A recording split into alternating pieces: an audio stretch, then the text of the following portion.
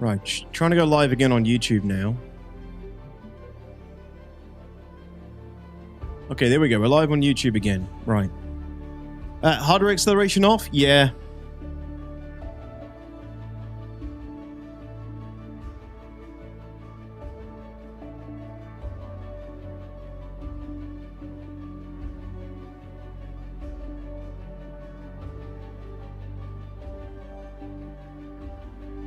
Right, okay. I think we're live now on YouTube. Should be live now on YouTube, Twitch, and Kick. Works on my machine, says Perosi. See me on YouTube? All right, thank you. Thank you for the patience, everybody. Appreciate it. Freaking computers, man. Computers killing the momentum, killing the drive here. Anyway, thank you guys for being here. Thanks for waiting around. What the hell are we talking about now? We're talking about the procedural nature of Genesis, I think, right? I think we're talking about the procedural nature of Genesis. I wonder if this is going to cause it to go out of sync again. Hey, Chaos, welcome back, man. It is hot. It's hot. Yeah. Stanton, hello, welcome. Anybody who doesn't know, we've already been live for nearly an hour. We've just had to reset all the streams again because everything was going wrong for some reason. Let's see if it persists. It did start stuttering. It started stuttering already.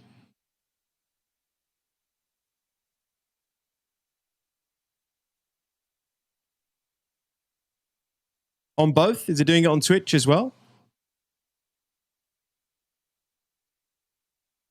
What the hell is going on?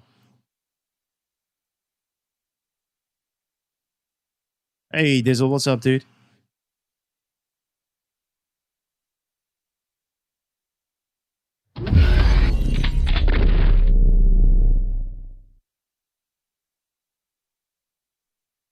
What machine are you watching YouTube on? The machine that doesn't even touch the stream, the other machine.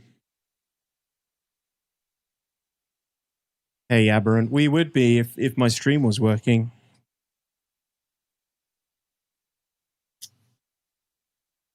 Yeah, but Pubsy, nothing is different to how I've run the stream for years. There is no I don't know why this is suddenly happening, right? There's some anomaly that's causing this problem. Dizzle, thank you so much, man. 96 months. You're close to the 100-month club, dude. Thank you very much. Thank you, thank you, thank you. I mean, I didn't even press play. I didn't even press play and it's stuttering, so it must not be that. It can't be the It says YouTube is not receiving enough video to maintain smooth streaming. As such, viewers will experience buffering. Nothing has changed. What has changed here? Nothing.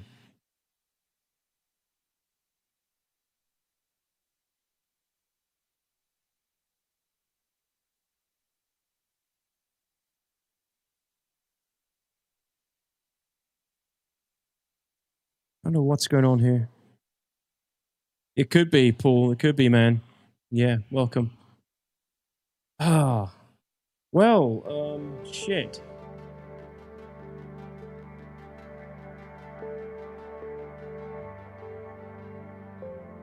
No, my internet seems to be stable, Dizzle. And it was like this yesterday. And I think Monday we had a little bit as well.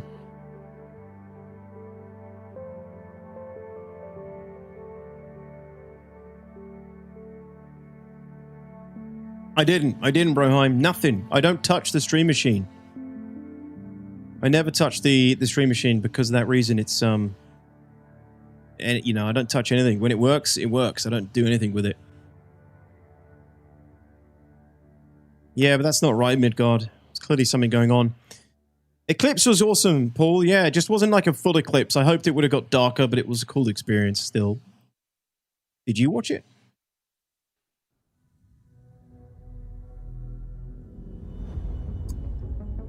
You're on a boat in the Atlantic, Hiddleston?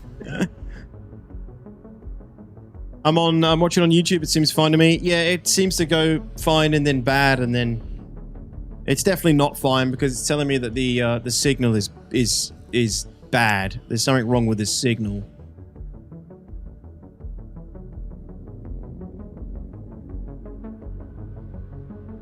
Which is weird.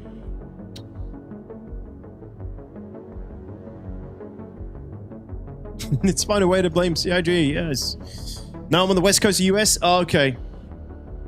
Yeah, you'll probably get one, right? Or you probably There's something wrong with this computer. Multiple in the country. Twitch is fine. Well, the signal is... Oh, the signal's gone back to good again. Okay, hold on. So the signal is good on YouTube now, it says. What happens if I do this again? Issues like seeing tiling from our height maps from high altitude or the unpredictable blending when two biomes connected were common. But ultimately, things just never felt right. See if this affects the stream again. Our worlds were gorgeous, but to us, they still sometimes felt like interpretations. Now, this was a super hard problem, which we needed to solve at the scale Fasarcism requires. I was watching Poor Detox. We challenged ourselves to emulate nature in the most believable way, and not just on a planetary scale, but to our level of detail.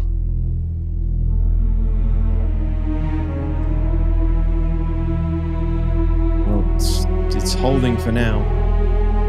With Genesis, we've made a complete paradigm shift to how we do things. Biomes are now created based on the physical data sets, with the assets being spawned whenever and wherever the correct criteria is found. Okay, I'm going to pause it now, and I'm going to go, hello everybody, welcome back to the stream. Are we still in sync? Are we okay? Is this freaking pile of crap working? Why is this happening? Literally no reason for it.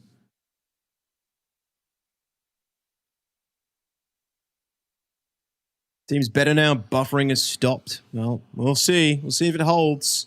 It says the connection is good now. See if it holds. We'll see if it holds. Appreciate your patience, everybody. If it keeps happening, I'm just going to have to end the stream because there is nothing more embarrassing, humiliating, and annoying and frustrating than sitting here putting out a stream that's constantly in and out for all the people that are watching. Like, it just sucks. I'll have to figure out what's going on. It's really hard to troubleshoot like while I'm live. I don't know. We'll see. We'll see. Probably ingest server before, but everything was good to me. Well, it's happened today, yesterday, happened a little bit on Monday as well, Natauchi. And if it's the ingest server, then the Twitch and YouTube would have to be sharing the same one because both platforms are doing it. Huh. Right. So, yeah, Genesis. It just feels like I'm waiting for it to happen again now. It's so annoying. Anyone who streams with technical issues will know the pain and frustration, and you guys have to endure it who are watching.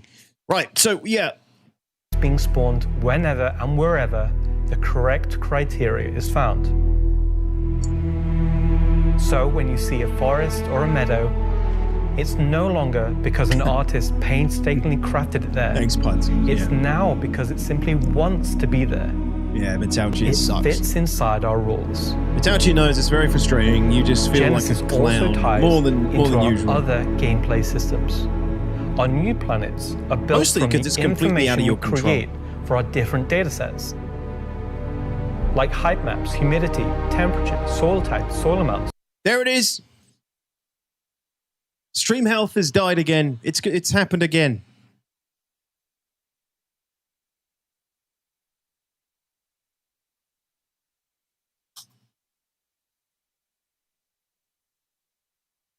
Am I right, YouTube? Are you guys getting stuttering again?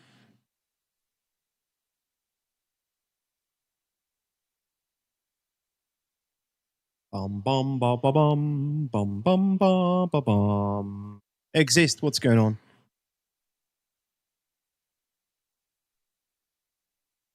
Fine on Twitch? Yeah, it's YouTube. It's YouTube. I'm losing signal again. Ah, I see the problem here. Oh, no. No, I don't. I thought my upload was getting tanked, but it is. My upload is weak. But it might be because I'm streaming while running the test.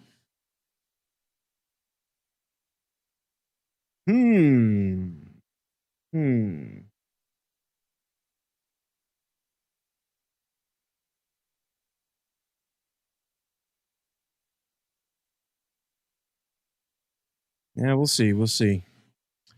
We're good in here. I can see. All right, let's carry on until you all start complaining again. Let's go with that. Geology erosion data, to name but a few. Thanks, everybody. Thank you. Sorry. This means you can now tell where to find valuable minerals as the geology looks like it would be suitable for it. Where scree piles exist below sheer cliff faces, and where rocks have broken off over time due to erosion. Of course, these new tools still give us the ability to direct the look and feel we want. The attention to detail from the tallest mountain to the smallest flower is still our core DNA. With Genesis, we can now keep that detail-orientated mindset as we focus on the quality, and it provides the quantity. Genesis provides our planets with the ultimate sense of exploration and adventure, discovery in the purest emotional form. We want you to find that perfect place with the planets providing an abundant resource to harvest. This is a major part of what exploration is for us. We want that feeling of finding a corner of the universe that you'll fall in love with, and where you want to settle down and build your home. Eventually, for sure. Now I'm going to hand you over to Will to go deeper into what we have built that allows Genesis to realize our vision. As a reminder, some of the visuals you'll see will evolve and change as we continue our technological development and hone in on the final look for Nyx. We're going to get the Grassman. We're going to return to the Grassman. I can't wait. So yeah. Man. For those talking about the performance, we did talk about this earlier before my stream decided to take a dump. But in an ideal world, not be any different to the existing planets. Well, in an ideal world, run better. They'd be about the same performance. Because those two run better. Advantage of better technical parameters. All right, for lack of a better word that I can think of right now. It's supposed to take advantage of your hardware a little bit more. It's supposed to be more GPU dependent. It's supposed to run better. So yes, it's going to look better, but it's also supposed to run better. So they're probably just going to cancel each other out, and it will probably run about the same as all the other existing places in the game. Or it will run worse. I don't think it will run better. But it should help. It should help. You think they could sneak into Zero base building with this since it technically is Starchitect? Is it technically Starchitect though? I mean, like, I've been saying all year that I think we might get a base building tech preview by the end of the year. But I still think that could be a possibility. Especially if CRG really thinks this is going to come out in 4.11 Q3. You know, I started the stream off by saying this feels, if I'm going to be really cynical, this feels like a, you know, distraction from the state of the game at the moment for the last few months. It's just so, it's just the timing is hard to ignore. The timing of this coming, like, some of this coming sooner, like Starchitect and everything. I think maybe Nyx 1 was on the cards, but Starchitect and all this other stuff supposedly arriving with it in Q3 seems crazy to me. But yeah, I think yeah, no, I hope it runs about the same. I don't think it'll run better. It'll probably, you know, either run worse or about the same as what we already have, but who knows, eh? Who knows? But it's interesting nonetheless. Thanks, Ian. So, in case it's not already clear, Genesis is our name for a group of technologies that are improving our ability to build worlds, refining those that we've already created, and ultimately expanding our persistent universe to the scale and quality that we all expect. I work on... Oh, did you see River Guys? What's up, 5 Star? Did you see River Guys comments on performance? Damn, Shawty, that Planet Tech looking thick. I'm saying that in your voice, 5 Star, and it's good stuff. Did you see River Guys comments on performance? I didn't. No, have you got them? You got them, 5 Star? Shadow patch notes guy? Planet Tech. So let's talk about how that's continued to evolve since our presentation last year. And instead of just highlighting some really cool biomes that we can create, let's go ahead and show how all this work applies to the upcoming planets of Nyx. So there are 3 planets in Nyx. Nyx 3 is a gas giant, and I think it's blue. It's not going to surface. I don't really know. Nyx 2 is a yellow, toxic, thank you for the 48 months. High pressure atmosphere, my man, I appreciate and it's like a very volatile planet with high risk reward gameplay. It's going to have some really interesting biomes for you to discover, but for now, just know it's going to be dangerous, because today we're going to focus on what we consider to be the hero planet of this system. The moneymaker, Nyx 1. Nyx 1 has got a rugged, remote beauty. It's got a diverse set of biomes, from weathered rocky mountain ranges to vast sweeping forests and grasslands, and from damp, expansive wetlands to claustrophobic, festering swamps. Are we getting the swamps, do you think, with Nyx 1? Do you think they're coming? I mean, it's crazy work if we are. I feel like the swamps were coming at a later time. Needs more grass. Grass. You get a lot of grass in this presentation. Don't you worry about it, my man. It says grass a lot. Will Hines said the whole tech has turned out better than expected. Oh, when did he post this?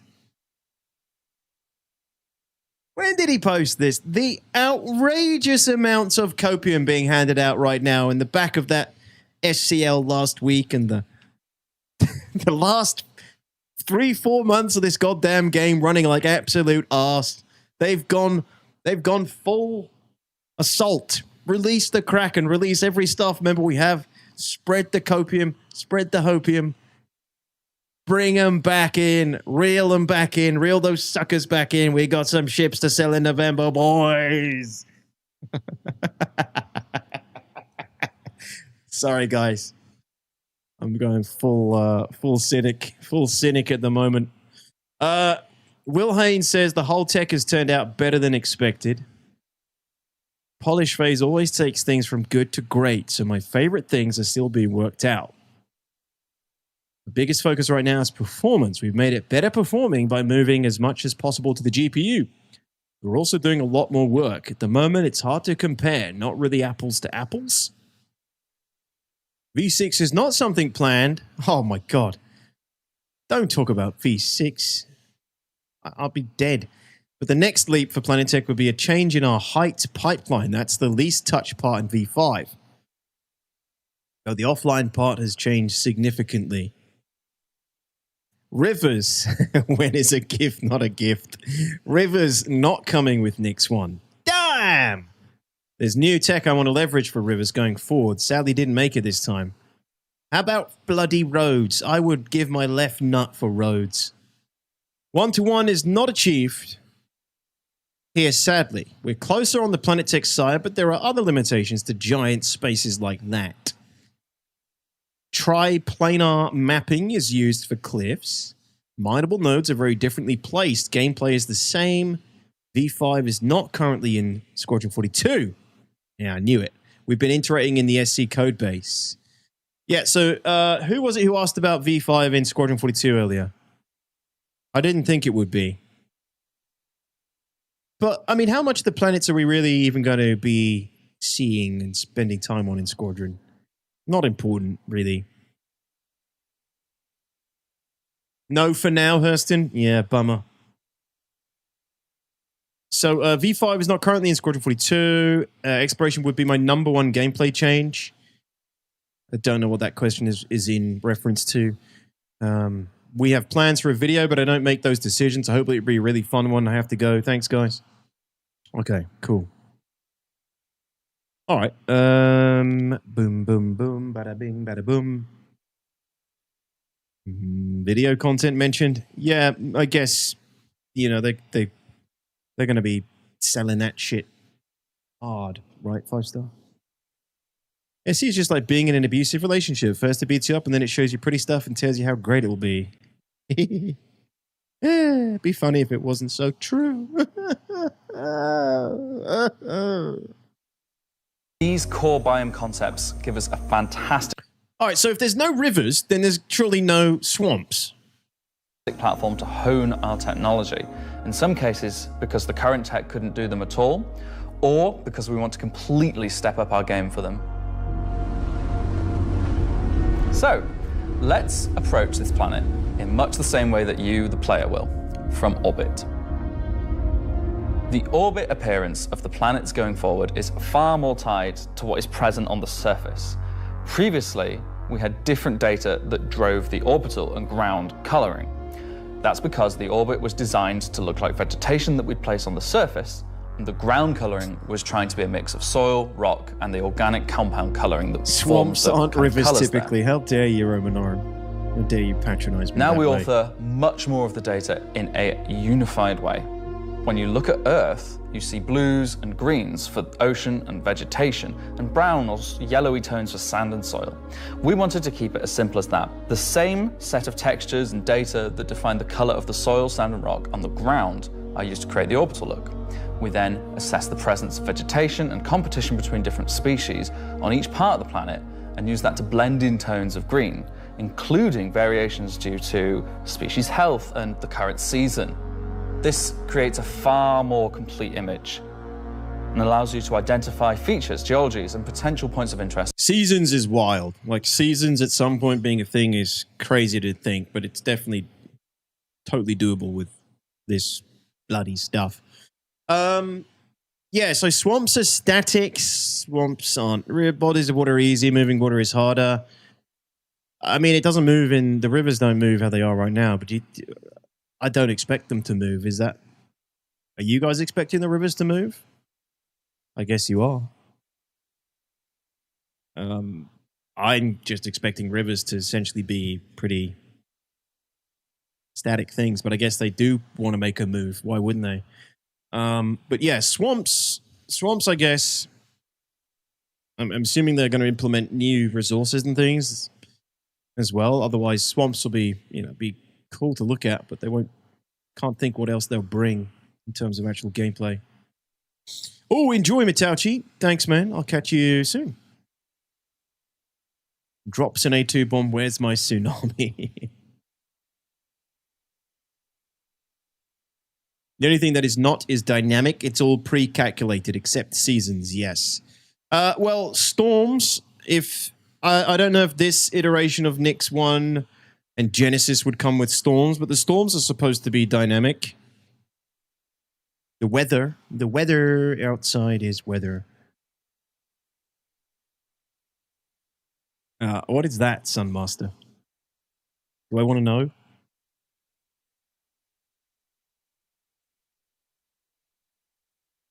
I can already imagine tons and tons of discarded cruise bottles swimming down the river. Can we start our first slum? Can we start our first trash slum on Nyx 1? That would make headlines. That would... Controversial developer spends $1 billion building the most realistic planetary space tech. Users turn it into plastic waste slum within the first week. I can already see the Kotaku articles. I can already see Chris in his emergency meeting. Oh, they're destroying the planets. Oh, they're killing our V5 planet tech. We've got to cap the persistence. Kill the persistence. Cut it off. Fuck the coffee cup. It's over.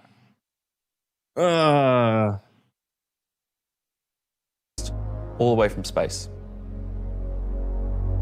Let's go down to the surface and start with something closer to what you're used to, but in a whole new light.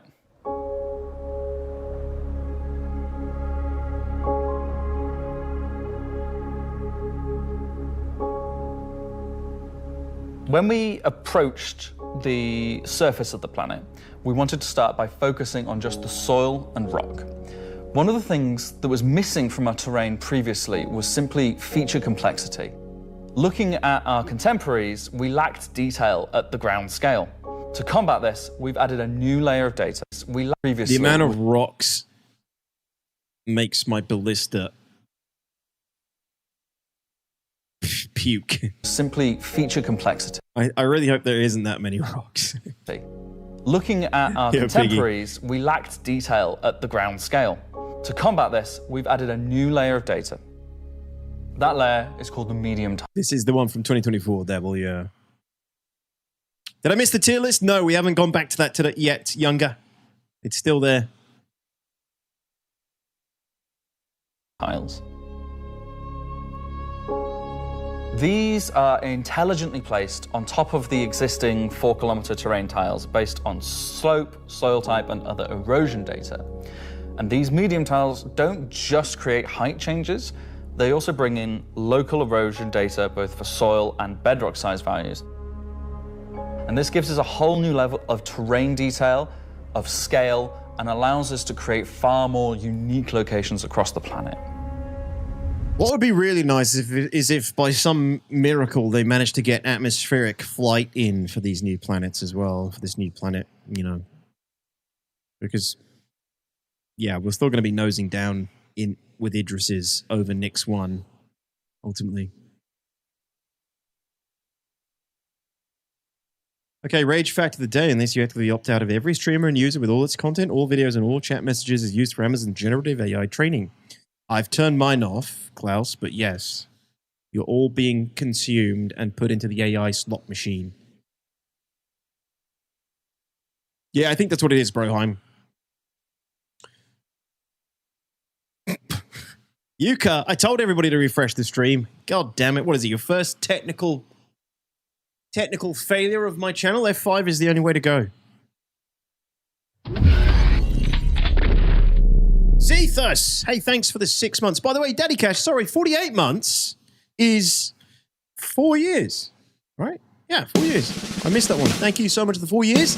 And Zethus for the 6 months. Much appreciated, much appreciated. Yeah, I know. Hover mode, you know, it would be really nice if we got atmospheric flight with Nix 1, because there's going to be 600 to 700 people. They're going to need to dedicate like 4 DGSs to Nix 1. There's going to be 700 people all nose downing with their Polarises and their Carracks and their Perseuses and their Idrises all over the planet when it comes in. It's going to be crazy. So now that we've nailed the surface, let's have a look at adding some rocks.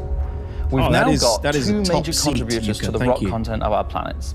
Firstly, long-desired feature, cliffs. We are adding large-scale, very detailed to all our cliffs based on the geology at a given location. Cliffs. This adds an exciting new dimension to steep slopes that we simply couldn't get before.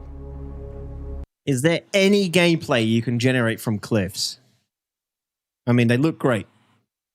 What does it mean for me? Nothing. Nothing! I guess they could potentially have mining nodes spawn all up these cliffs and in certain places, which would kind of be cool. But you can get to that in a ship, right? Cliff diving, bouldering, yeah, VR cliff climbing. Mm-hmm. When did cliffs become long desired? Long desired by the developers, I think, Langdon. Can we build sniper pillboxes yet? Now that would be cool. Yeah. Okay, so nothing. All I'm hearing is nothing.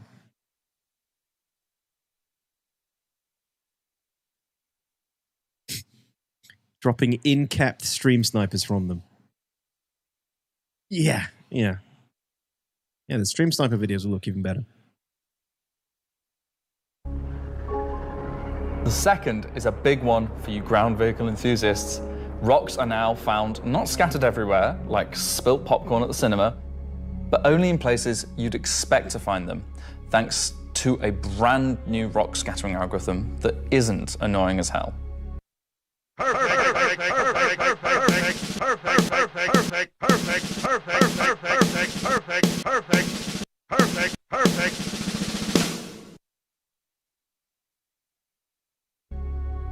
Using physical data generated for each large and medium tile, now rock distribution makes sense and has a physical basis. That still looks hellish. There's still too many rocks. No rocks is the amount of rocks I would like in my space game. So we can drive here, we can drive here, we can drive here, here, here, here. We can't go here, we can't go here, we can't go here, can't go here. We're basically trapped in valleys. That's fine, it's better than nothing. So if you're still crashing into them after this comes out, that's on you. The rock assets themselves have had a glow up too. We now create rock sets related to a particular geology that look like they originated from the same source. And this ties into how we'll be distributing minables in much more interesting ways too. You know, I want to wedge a ballista in here or like up here, right?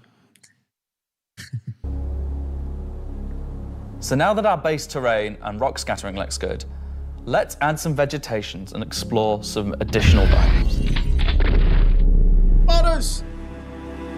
37. Next one's forests and grasslands. Grass. Here comes the grass.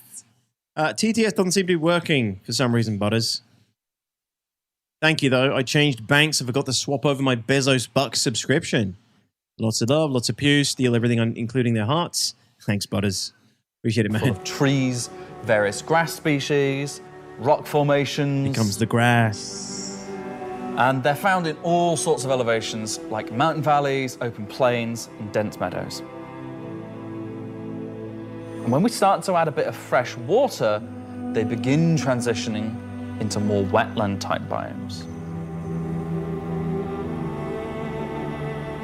And while forests are super cool, let's focus on the grasslands and wetlands today. So, how are we making these look so great?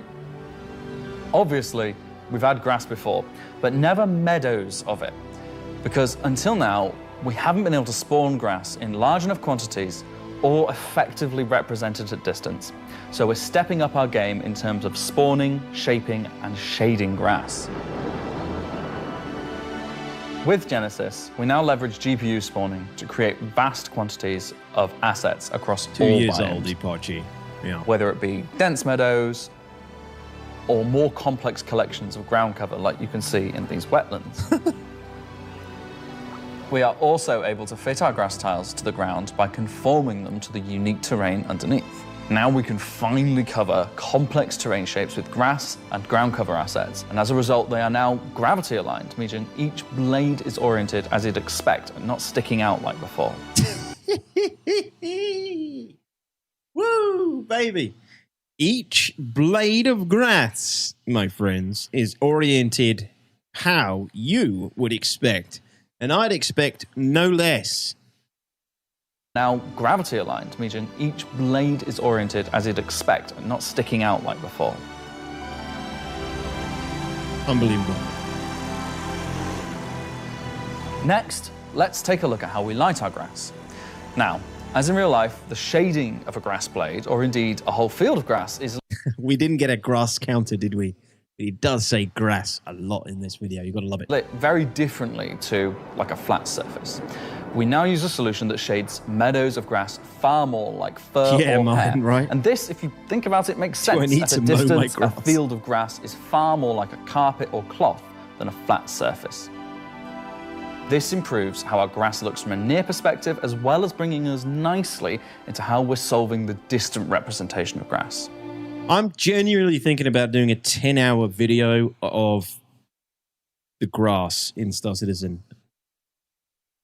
I think it could do really well. Have you seen some of those videos on YouTube where it's just a fireplace? And people making, like, millions on them. I might do a long ass 10-hour recording of the grass with the, obviously it'd be like a, with the weather changing and the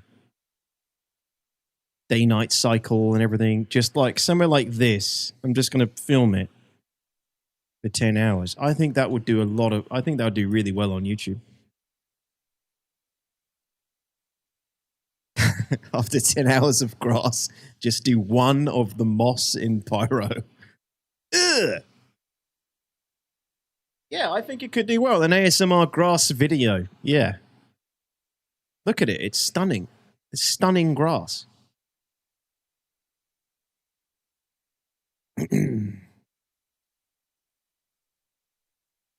Well, Spectre Tom, luckily the guy that works on the grass and rocks has nothing to do with the core system, so those people should hopefully still be working on that stuff at the same time. But I get where you're coming from. Hey, Corrosion, what's up, dude? Yeah, I think he does. Bubba Zanetti, what's up, dude? Welcome, sir.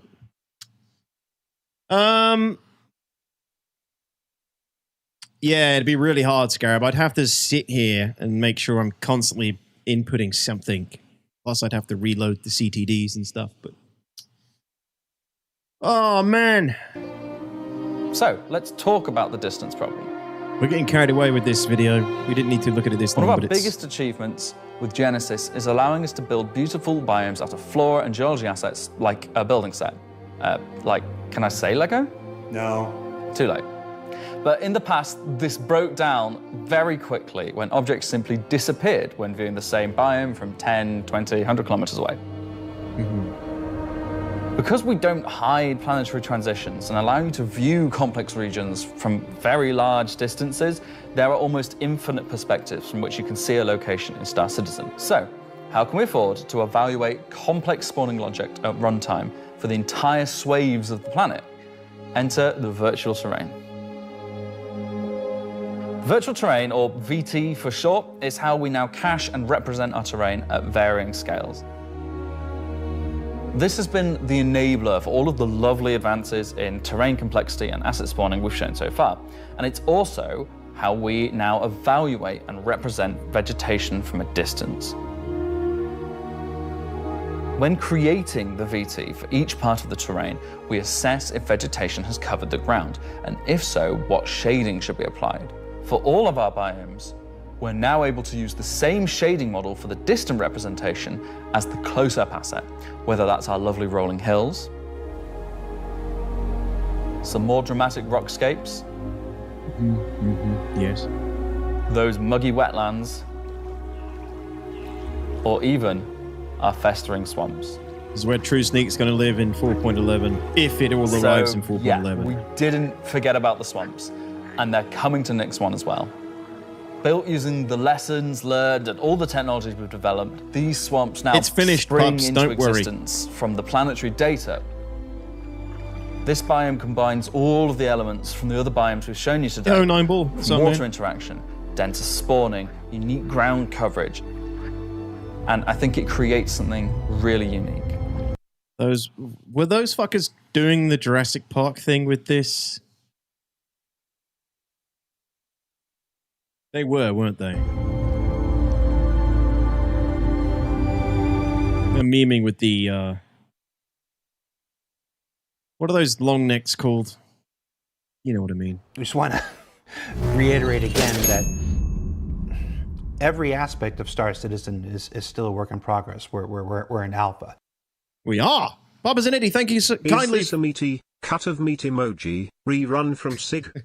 Smiley face emoji. Yes, it's a bloody rerun. Okay, sorry. We're talking about this outrageous, delicious copium and hopium sandwich that CIG's tossed out to everybody in the midst of the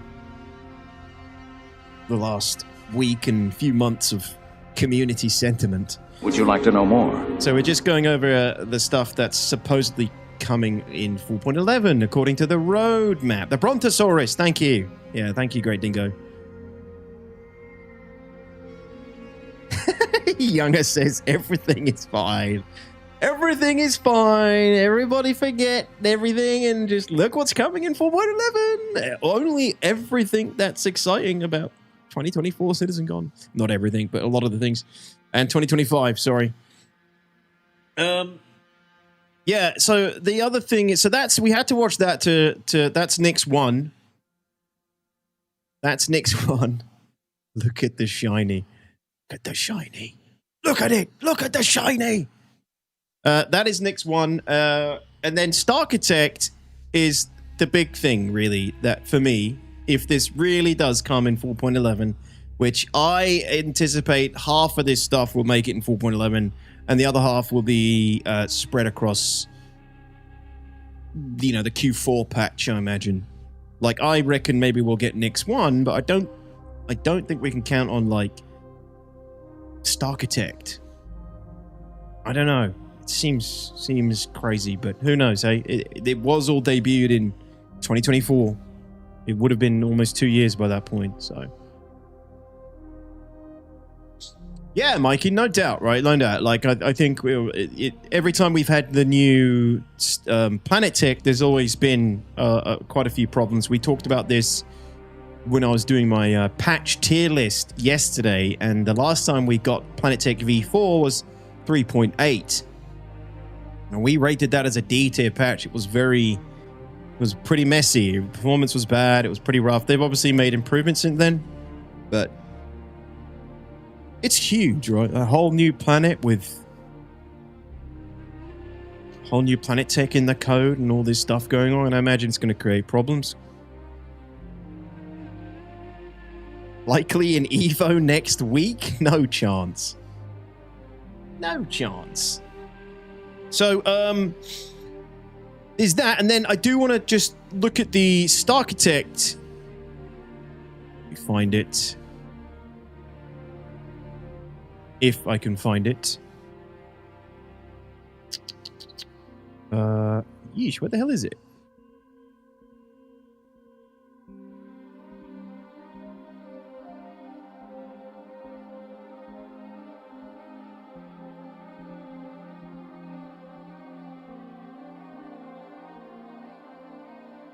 Okay, here it is. I think this is it. Next one.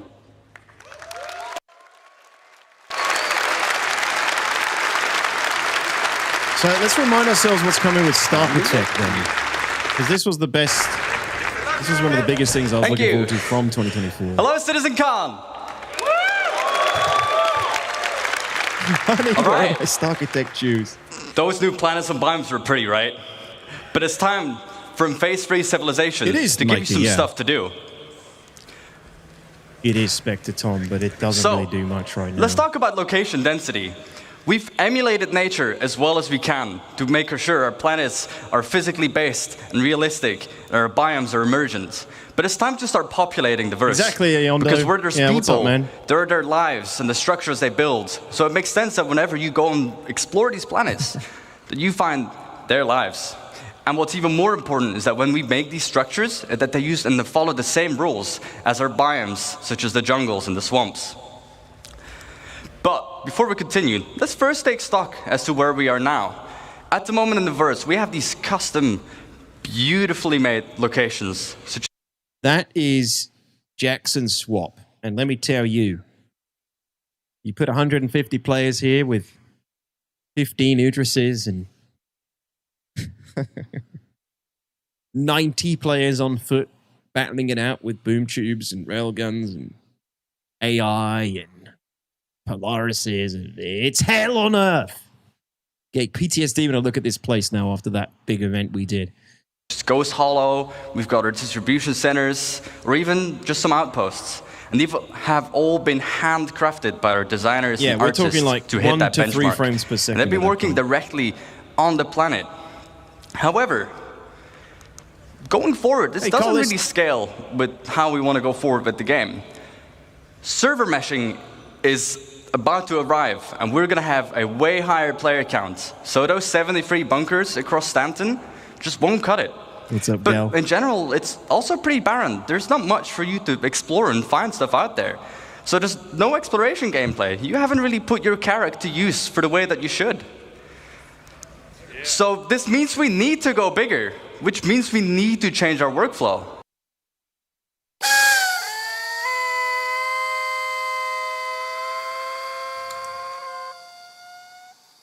Thank you, Galather. Galather redeemed some more copium. Copium missile. The copium torpedo has been launched. Operation Redeem Copium from CIG. And with any workflow means we need to first establish a new benchmark. So, with our new benchmark, we are ensuring quality and improve on our previous work and make it even better. And any location that you'll find needs to have its own unique personality and no repetition. We don't want you to find the same location twice. Finding diversity, more in the existing locations and assets, and where you're basically making a library of buildings and layouts that we'll be using to no longer work directly on the planet. The neat thing, all these modules and assets can be iterated upon and tested right in the editor for all the designers and artists to ensure fun gameplay and interactive sandbox activity, and also make sure all the mission stuff is there. Basically, we're building a toolkit. So let's look at some of the things that we need to keep in mind as we are making that toolkit. Faction and they're working on directly in the planet. I'd like to introduce to you Starchitect.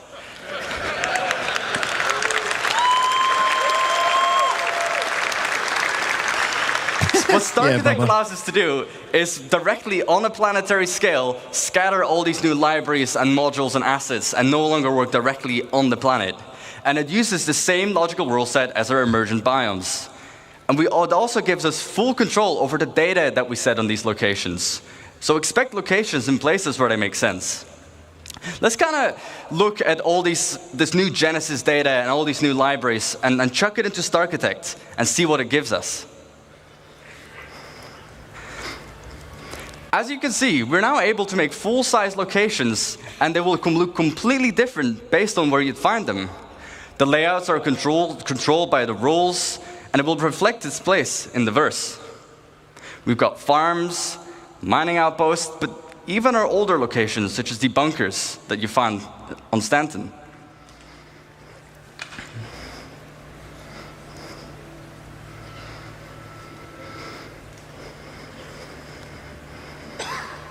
Breathing intensifies. So this is what Starchitect is supposed to be, and this is what CIG has just announced is tentative for 4.11, right? Which would be basically late September. You know, we'd at least be on the Evo PTU cycle by then. And Starchitect is supposed to just fill the freaking planets with like structures and settlements and outposts and things everywhere. At least Nix 1, not all the other planets, just Nix 1 initially, because it takes advantage of the new planet tech, I guess. Hey, Delayed, how you doing? Yeah, Carlos, they updated the roadmap.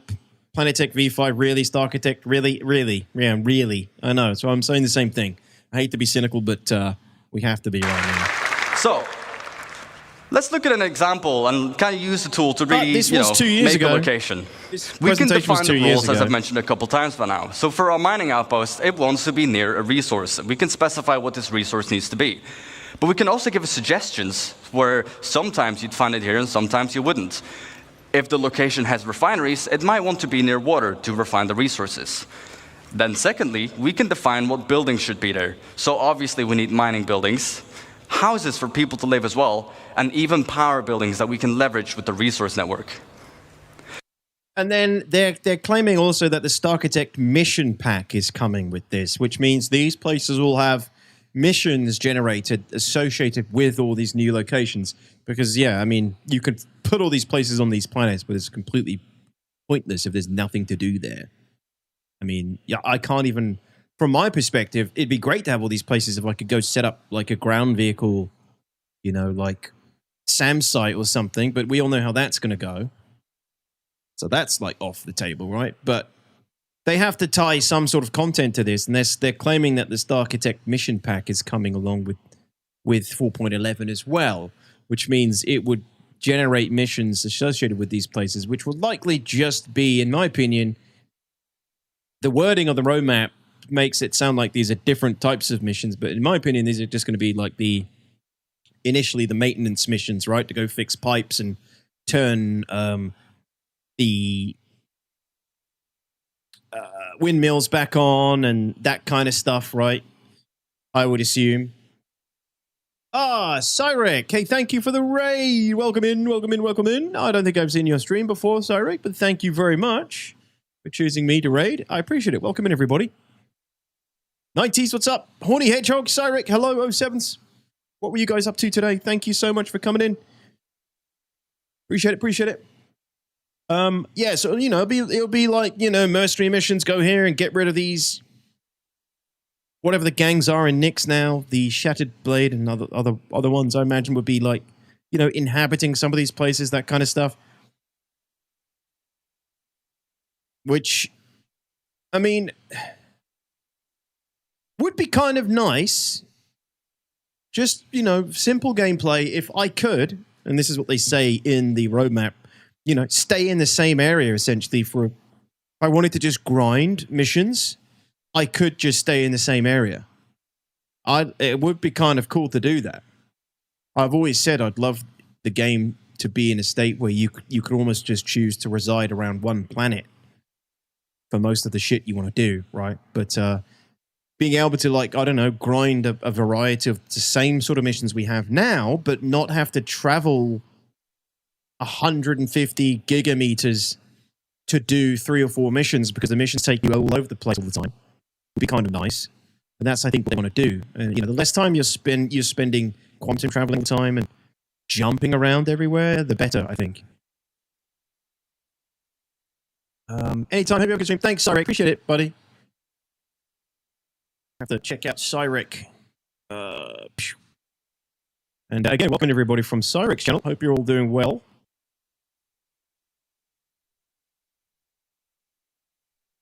We are just looking at, I assume you guys came from Star Citizen, we're just looking at the roadmap update and speculating and being a little bit cynical as well about what is actually realistically potentially coming with it and the timing of the roadmap announcement and the update and what we're actually expect to get.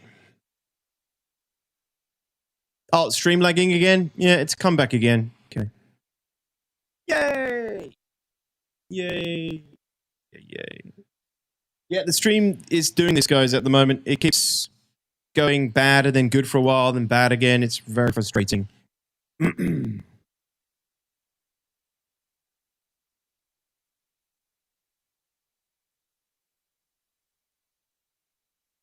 That command doesn't exist anymore. Let's go.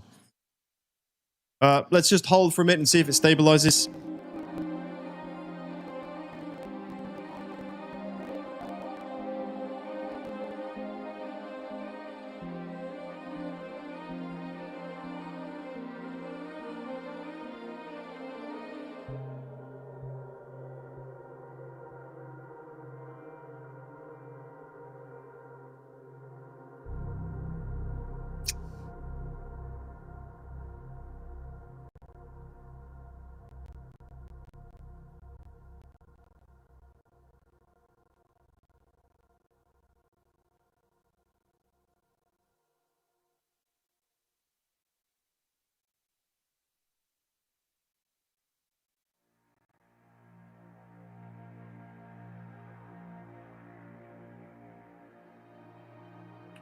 Very frustrating.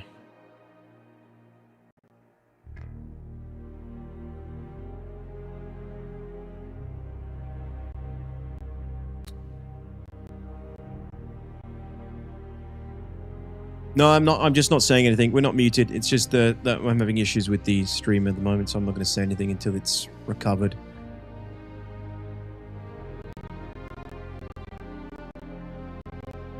No, Goofy Doggy, don't come in here begging for people to buy you a starter pack, man. Sorry. Not cool. If you can't afford one, you're not missing out. Just play the game for free. Next time there's a free fly, and save up your pocket money. You'll be able to get a starter pack, I'm sure.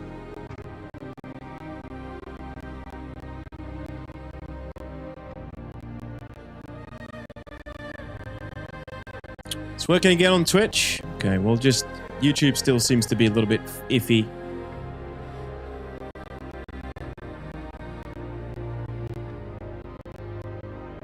I blame Liam too. Good idea, Pubsy.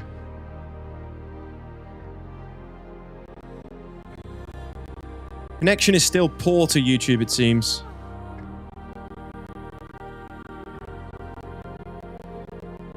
It's YouTube Europe, I guess, also watching a DayZ live stream. Same shit going on. Oh, well, that makes me feel better if that is true. Maybe there's just something going on with the ingest servers all around, because Twitch is doing it as well, so... Don't know, but is YouTube okay now? Are we, Do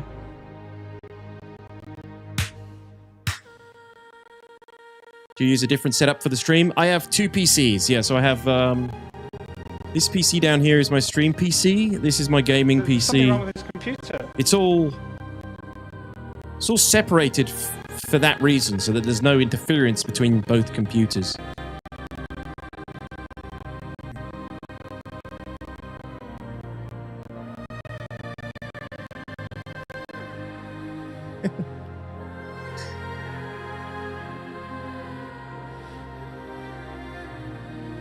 Are we still bad? All right, we're back now. The connection should be good now.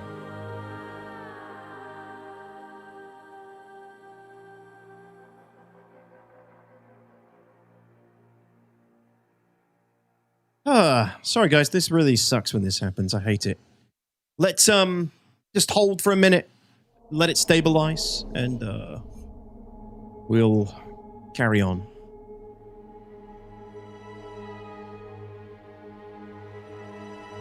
Thank you, everybody. Thank you.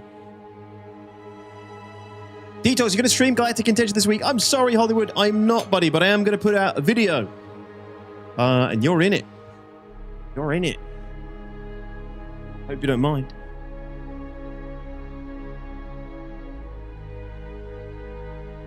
I'm streaming today because I can't stream tomorrow because IRL obligations, looking after my little one tomorrow, so I've had to move the streams around again. This is summer holidays. It messes up my schedule quite a bit, so I'm trying to work around it, stream around it as much as I can.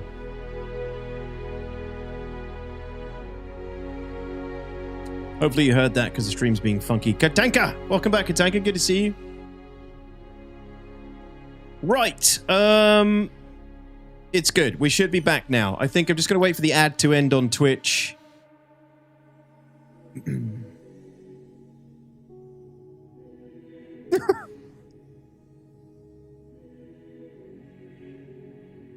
Goofy Doggy says he's switching to Ollie because you guys are so rude. I think you're going to be disappointed because Ollie's not there.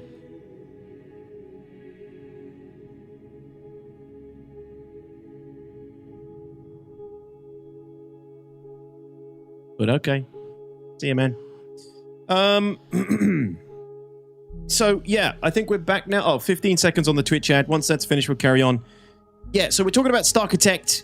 Every time these damn technical issues come around, they just kill the flow. We're talking about Starchitect, and yeah, we need content in these, right? And they're saying that with the roadmap update, there's going to be a mission pack, a Starchitect mission pack implementing new sandbox missions across sprawling planetary locations designed to keep players planetside for longer, with focused on more localized objectives. We will see about that. We will see about that. That is for true. But be good if it does. Be good if it does.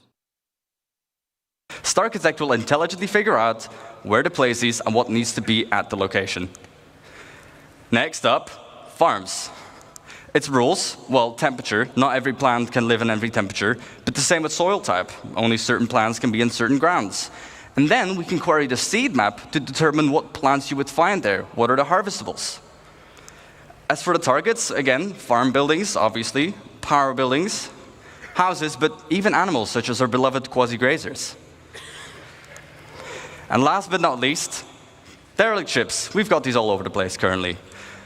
Rules, well, they'd be close to anti-air because I would be shot down, but even in harsh flight conditions, such as mountains or low visibility.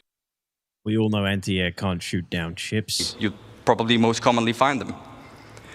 Targets, well, crash ship parts, of course. Sometimes you'd find the full remains of a javelin, and the other time you might just find the nose of a starfarer laying around. So, let's talk about coherency. Sure, we can scatter all these locations everywhere on the planet, and you'll find them in places they make sense, but we can do better. You don't just want to find an outpost completely on its own, right? We want to make sure it really feels like people have built their lives here. So, let's talk about some missing bits. Also, what the find gives, we make locations are near each other. And so to hit that bit of our benchmark, we make sure that locations are near each other and group them together. The effect it gives is a fully developed landscape with vistas and points of interest all over. And we group them together in what we like to call a cluster, like this one, that has 13 locations. So you'd imagine that you'd be able to run, yes, the existing PvE missions, most likely, but spread across a cluster, right? So you can just hop from location to location doing different missions, possibly. Would be the aim, I guess. To call a cluster like this one that has 13 locations. Yeah, Yondo, right? Like almost Skyrim-like. Ayondo says, I'd love to just be able to go to a place to talk to some random villager going, like, I have a rat infestation or whatever. Yeah, I mean, that would be a good start, wouldn't it? Goofy Dog just subscribed to me on YouTube, by the way. What the hell? So, yeah, that something like that would go further, wouldn't it, with this sort of clustering system? Because then you wouldn't be flying hundreds of kilometers everywhere you go to talk to somebody, but you could almost just move around the different locations. Saya says 13 different elevators. If one doesn't work, you go to another one. Oh, God, don't. If every one of these goddamn clusters comes with an elevator each, I'd lose my mind. Talk about clusters. Clustering means generating locations near other locations. So, for example, if you find a distribution center, just like in the verse currently, I would find forward operating bases next to them. But if you go even further out, you'd find mining outposts to funnel those resources to the FOBs. Go out even further, you'd find caves around them, because that's where they might find some of the gems. Yeah. People, but also what commodities they sell, to find on what resource you'd find. So let's look at an example of the clusters. We have our mining cluster. Again, we can define what rules we should have. Rules, well, near a resource, just like our mining outpost, but also it needs to be on a lawful planet. We can target on a planetary scale where they would need to be. They need protection. As for the targets, well, caves, mining outposts, but even trade posts. Let's go to the other side of the spectrum. Before I do so, I forgot data. Because they want to be isolated. Well, other side of the spectrum, an unlawful cluster. Unlawful. What rules? Well, they need to be far away from any other cluster, because they want to be isolated and do their evil deeds on their own. And also on an unlawful planet. Outlaw outposts, crash ships, because they would shoot them down, and also ruins from just places they just completely overrun. The data Ghost Hollow sitting there. on this one, you'd find specific loadouts, and they'll be using weapons that you wouldn't find in any other legal system. And these weapons will be sold at the shops in these regions. So, now that we have a cluster, let's go even bigger. Here are other clusters, and we group them together, ranging between 10 to 15 locations each. And we group this into what we call a sector. Like this one, that has about 120 locations. How many sectors we should have? On a planetary scale, we can define how many sectors we should have, with each their own data and persona.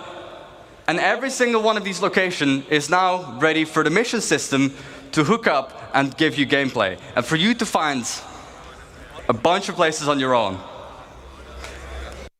Yeah, but so you'd get all these sectors and the mission system gets hooked up to it, but like you said, Ayondo, you're not going to go exploring these sectors, right? You're going to just get you're going to open up the contract manager, and it's going to take you to one of these sectors, and then you're going to know where it is and get the mission there, and it's going to be to fix a pipe or whatever, and then maybe you'll get another mission just a few clicks over to kill some mercs or something, so on and so forth, right?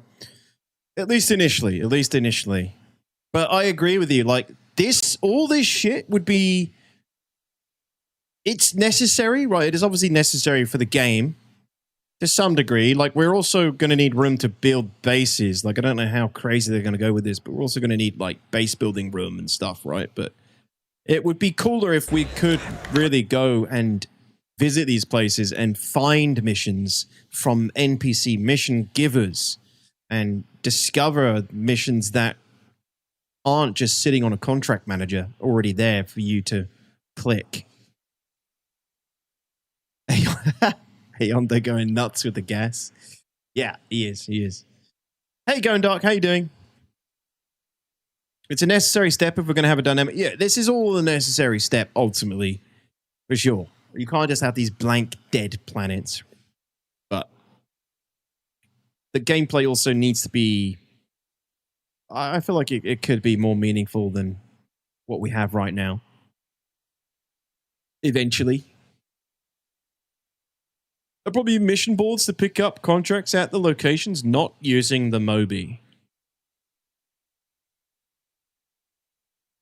Is there any example of that in the game at the moment? Wasn't there supposed to be those with like distribution centers and things? Sounds like 2 server frames per second. Oh yeah. Look, next one is going to be uninhabitable for the first month. Everyone and their mum is going to be on Nix 1. The only thing we'll discover is more bugs. We'll be on a bigger bug hunt. You goddamn right, we'll be. Killjoy, thank you so much for the 3 months and your Prime sub. I appreciate it. Oh, Wicklow, the Wicklow banners. Good point. Wicklow does have those test beds for mission boards. That's true. Yeah, I mean, that would be better. That would definitely be better than, I don't know about you guys, that'd be better than contract managers. Actually having to fly to these places and actually explore this shit and have a reason to go there and look at it and go to contract boards or NPCs ideally. But is it just me? Would you guys prefer that, or would you prefer to just be able to fly above this planet, take a contract from your Mobiglass, and then fly down to any of these clusters and go from there? I mean, maybe that's a good way to start, but I would also like there to be reasons, like I'd like there to be rewards for going places and finding things to do. And just on this side of the planet, true, can you guess the number? Could work too. We've got about 3,042 locations.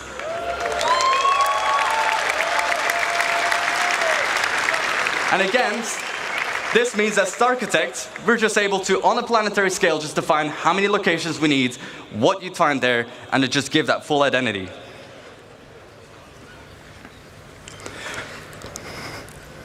Thank you for listening. And I won't just see you in the verse, but I'll see you in a denser verse.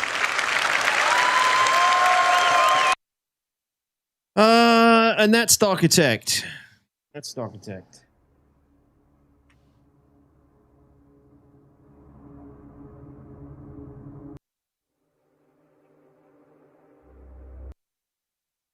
I think the stream is stuttering again. Ah, stupid thing. But yeah, that's that. At least introductory missions should be in person and benchmark missions. Yeah. Yeah, well, maybe introductory missions would be, I don't know. Is it not the other way around? I like how they do Eckhart. So what you take? Well, Eckhart's on Mobiglass now, right?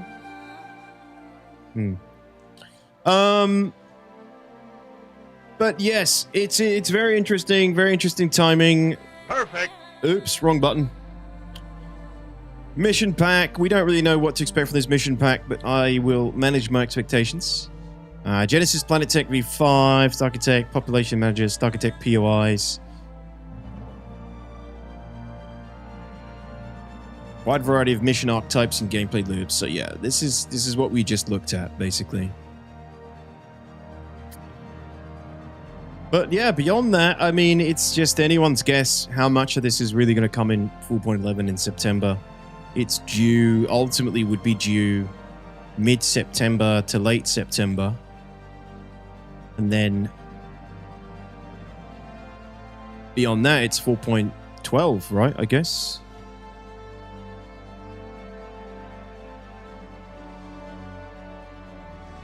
It's the next one in the chain. Sounds as awesome as Quanta. It does. It's still coming. We're getting Quanta Gal. Don't worry.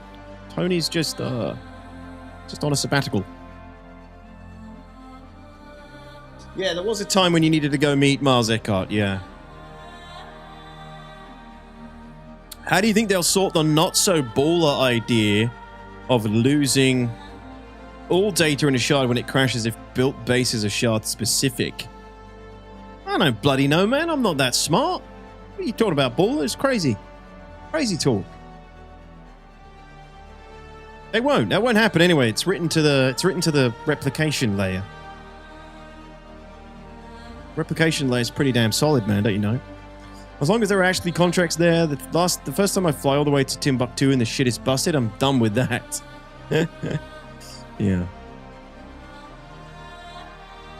I'm off. Love and leave. Have fun with your daughter tomorrow. Remember, when she does your head in, children are a blessing, not a chore. I know, Pubsy, it's hard to remember when you're in it, though.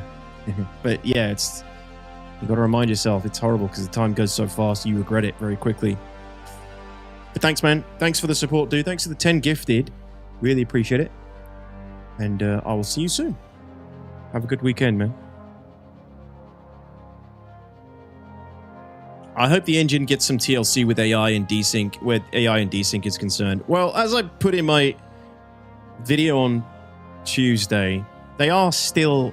Benoit and all the other guys are still working on that. We didn't get the big desync update we wanted yet. We're supposed to get some sort of write-up on desync.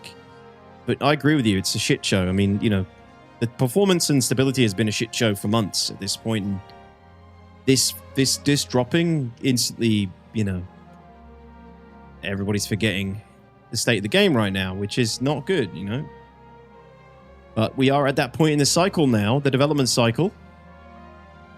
If you were here, you didn't see it earlier, but we're at that point in the development cycle now. When on my development cycle flowchart, we've moved.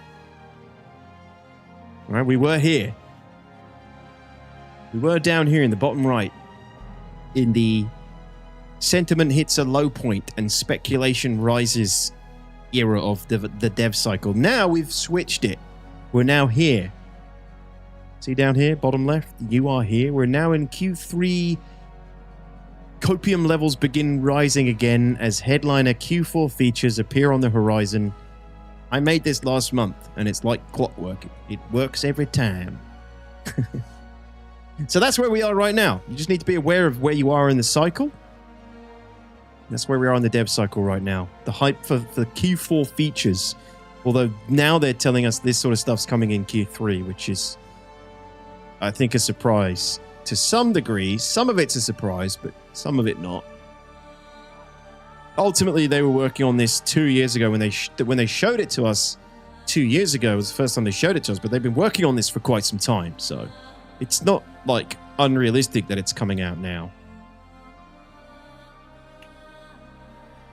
Where can I steal that, Macaroni? I've uploaded it to my Twitter. I don't know if that helps. If you go on Twitter, I've uploaded it there. You can save it if you want. Otherwise, I can't like put it in chat for you to have.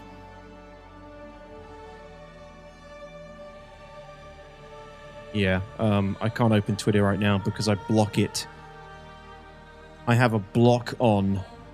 You go to my channel on Twitter, It's Detox on Twitter, then you can just copy and paste it from there. But I have a block on Twitter because it's a horrendous, brain-rotty platform, and if I don't block it, I waste too much time on it. So I have a block on my computer. Doesn't let me on it at certain times for long periods.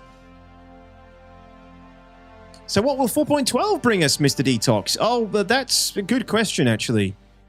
What the hell will 4.12 bring us? That would be pain and suffering. What would be 4.12 at this point? Base building, obviously. I'm still hopeful for a tech preview of base building before the end of the year, but what would be in 4.12?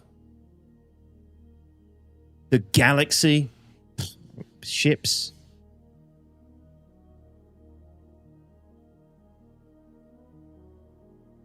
I have a question. So do people just forget about everything that happened last week? Yes, Ghost. That is exactly what happens now, buddy. That's the point I'm making.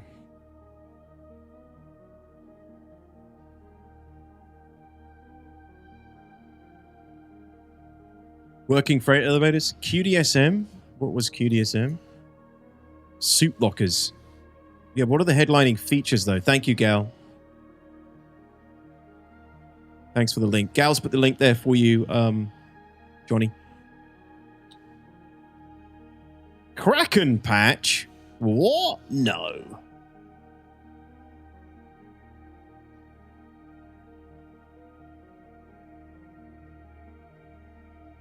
Don't talk about ships. I'm not interested in ships. Sorry, guys. I'm not a ship guy most of the time. This isn't the channel you come to discuss concept ships and ship releases too much. I don't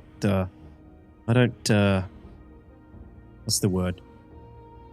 I don't get too involved in the pipeline, the dev pipeline of ships. I get excited about ships when they're here, but I don't really follow the development of ships too closely. I'm more interested in features and gameplay mechanics and things. Usually, admittedly, there are some ships that would get me excited. The Perseus was the last one because it really changed the way the game played with when you fly that ship. And the Legionnaire is the next one that actually matters, in my opinion, because that could potentially change the way the game plays as well. But everything else at the moment, like even the Kraken, be a ton of fun, I guess. It'd be cool to do, but it doesn't really change much. Same with the Galaxy, same with other ships. They're just new shells for the same gameplay that we have in the game. Socials would be cool. Yeah, a social tools 4.12 maybe. That would be a big headliner feature.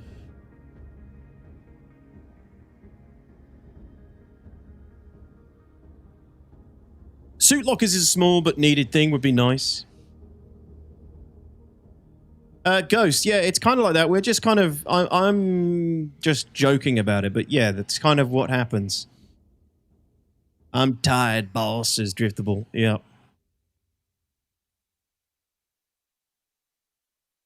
Well, they might just let you build on Nyx 1 initially patch, so they wouldn't have to redo Stanton and Pyro.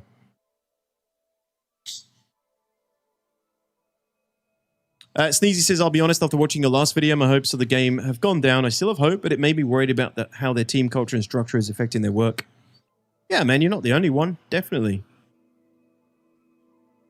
It doesn't, you know, based as not just the stream, but just based on the last, you know, half year of the way the game is felt and played. It's, and then having that SEL, it's a combination of things. It's a combination of things that's knocked people's confidence.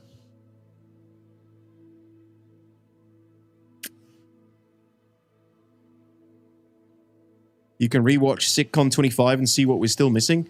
Now, we're not going to watch SitCon 25. We'll carry on with the patch tier list for a little bit. But SitCon 25, we've got most of the stuff from SitCon 25. We've got most of it, haven't we? We got Nyx, we got Levski, we got the QV stations, we got Rockcracker.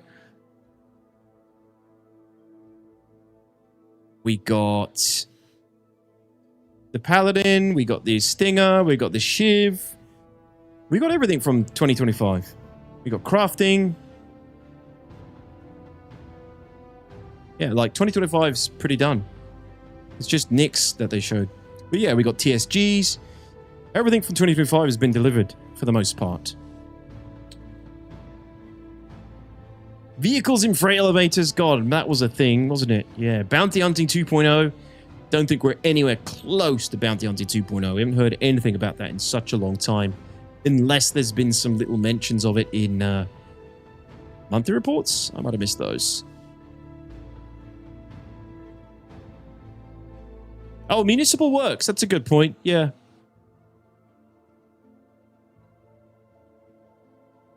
It's easy to get caught up in the cycle, but take a 1,000-foot view and overall look at how far we've come since 50 players in one system and it's 30K'd several times a day, meaning you lost all.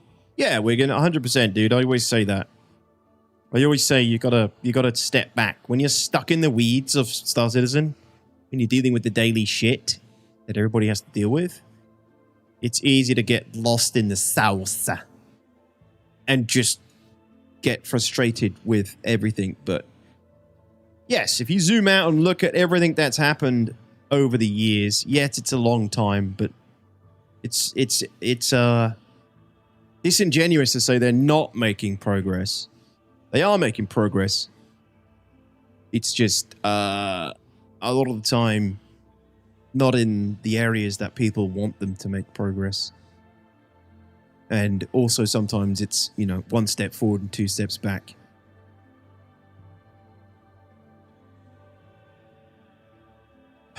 But yeah, I mean, don't make me bring up the dev cycle again. There's a reason everybody feels poop at the moment. But not anymore, because we got 4.11 on the horizon. Forget all your woes and forget all your problems. Whales, lock up your wallets. Husbands, lock up your wives. So anyway, that was the big news, the roadmap. Good talk, good talk, good talk. Let's dun, dun, dun, dun, dun, dun, dun, dun, dun, dun, dun. Let's go back here. Good question, Ayondo. I don't know. I stopped testing for now. I took a break from playing it. It was too much.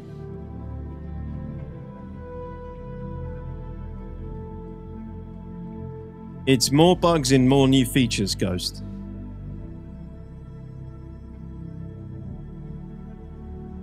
Hey, Big Welsh. Welcome back, buddy. 07, sir. You got internet problems? Are you Virgin Media? There's enough content in the game. Make it more PvP oriented so people don't get bored doing 700 TSGs that are the same in a row like Ashland stuff and you are good. The issue is 5,000 PCs doing seppuku. Yeah, but there's a reason I'm not even doing Ashland and stuff right now because the freight elevators don't work at the site. You know, that was just ridiculous. Like, Ashland is jump town now, yeah, but then the freight elevators don't work. We did an org. Me and my org did a run of it with like 20 to 30 people. We locked it down and we were running the cargo. We're playing the objective. We had a cargo ship and everything. It was super cool. And then we got all the cargo down to Ashland's to sell it and none of the freight elevators work. And that's the kind of shit that really pisses me off. And that's why I'm not playing it at the moment. Because it's just, even the emergent gameplay that I want to do and is worth doing is unplayable. Because I could get invested in the idea of running Ashlands and running the commodities and selling it. But then you get to the final part of the loop and it doesn't work. And that's just Star Citizen in a nutshell at the moment. There's a goddamn breaking along the chain with every loop. It's the most frustrating thing. How many ships they have left to release this year, Detox? Don't ask me, Cablex. I just explained I don't really pay too much attention to the ship pipeline. I don't know, buddy.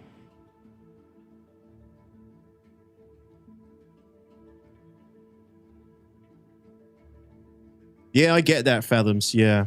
My thing is the progress on stuff that we didn't ask for and had no idea they were working on when there's a list of high priority issues. It just comes down to, I guess it's my cope, is that the people, you know, working on the high priority stuff, you know, the same people working on the stuff you didn't ask for. But I could be wrong.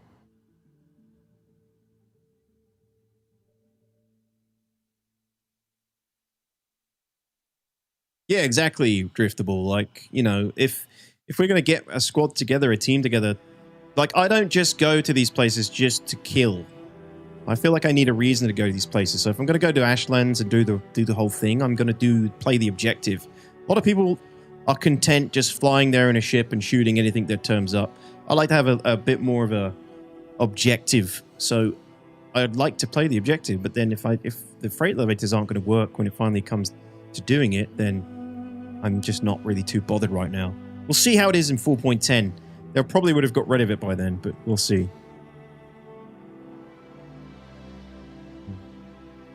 .5 being above an F is nuts.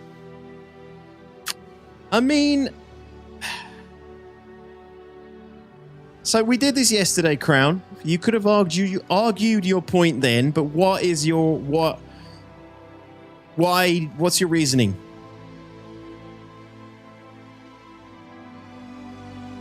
What's up, Kraken? Yeah, dude, I am going to be playing that for sure. I'll be buying the pre-order and getting access to the closed beta, hopefully. I keep saying this, COG's proven they can fix shit. They finally fixed hangar lifts after 4.0 shit show launch. Did they, though? They knuckled down and did it. They just need to do the same for FEs. Hangar pad docking, SVCs, inventory, missions, navigation. If those two things are as bulletproof as transport lifts finally are, just imagine. Transport lifts, like the ones that bring your ship up. The one where I nearly rage quit the other day, because my Basher and my Corsair were halfway through the pad every time I brought it up. How the fuck does everyone remember what's in each patch? We don't. We don't remember all the time. We go to the patch trailers, which helps remind us, and then we also use the patch notes. So the wiki has all the patch notes. Oh, you know how, Younger, you've been here. But yeah, like generally it's trauma otherwise. If we remember off the top of our heads, it's the trauma from the patch. It sticks in our memory. So the next patch we need to do is patch 3.13. That's the next on the list. We've got to rate this patch. So patch PTSD, yeah. So 3.13, let's remind ourselves what is in 3.13. Oh my god, I think I know what it is.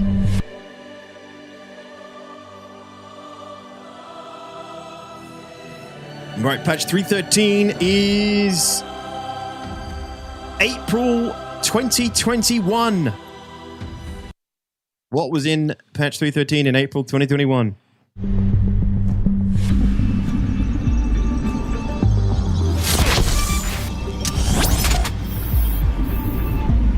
Underground dangers. Oh, it was the big caves that they've now removed from the game. That's what it was. It was the big fly-in caves that were actually pretty cool. Remember they said there was going to be like there was going to be ship hangars in these and stuff as well, and you could request ships and stuff. Hello, Glitch. What's up, buddy? Freight elevators and hangars are Terabad? Yeah, they are, Gal. Which one were you talking about then? I removed them. Dude, there's no big caves anymore. There's no big caves anymore, Crown. They're gone.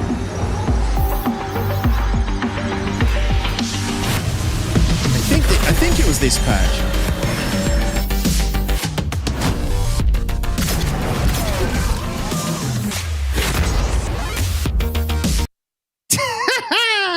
Sorry, I have to laugh at the Cyclone AA killing anything, let alone an arrow. Sorry, the Cyclone MT. Cyclone MT. I think now you can rearm these with their... you can rearm the missiles physically, though, which is kind of cool. And then I think the Rock DS. Yeah, it looks like the Rock DS. I can't tell because I can't see the second seat. I think that is the DS, though. Yes, please, Beecham. Often wondering about landing in caves. That doesn't sound too hard to create. Well, we had massive caves. We used to have massive caves in the game, Pirate. You could fly in and drive into... Well, you couldn't really drive into them.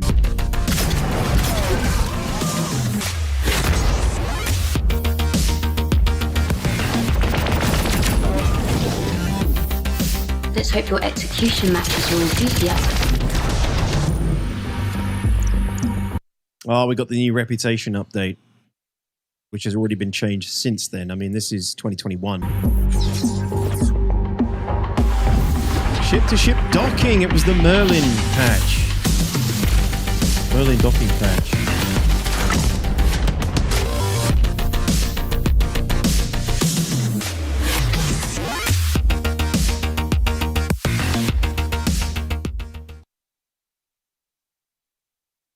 Are Techia missions operational? No. No. So the big caves are gone. And yeah, this is one of the most frustrating things about Star Citizen. And this is... I mean, it's a fair complaint, I think. I don't think you can defend it, but just so much stuff gets made, it gets put in the game, it gets time spent on it, and then it never... And then it gets taken out. And just gets forgotten. Right? Like... Maybe they're going to be reused at some point, but these big Ks probably aren't because the new Planet Tech would overwrite these massive caves, right? Did they give a reason to taking them out? I think they might have. They might have given a reason for taking out the big caves. Don't know. Game was good back then, so responsive even with low client FPS. Well, this is when we still had 100 player limits, obviously, and no static server meshing and things.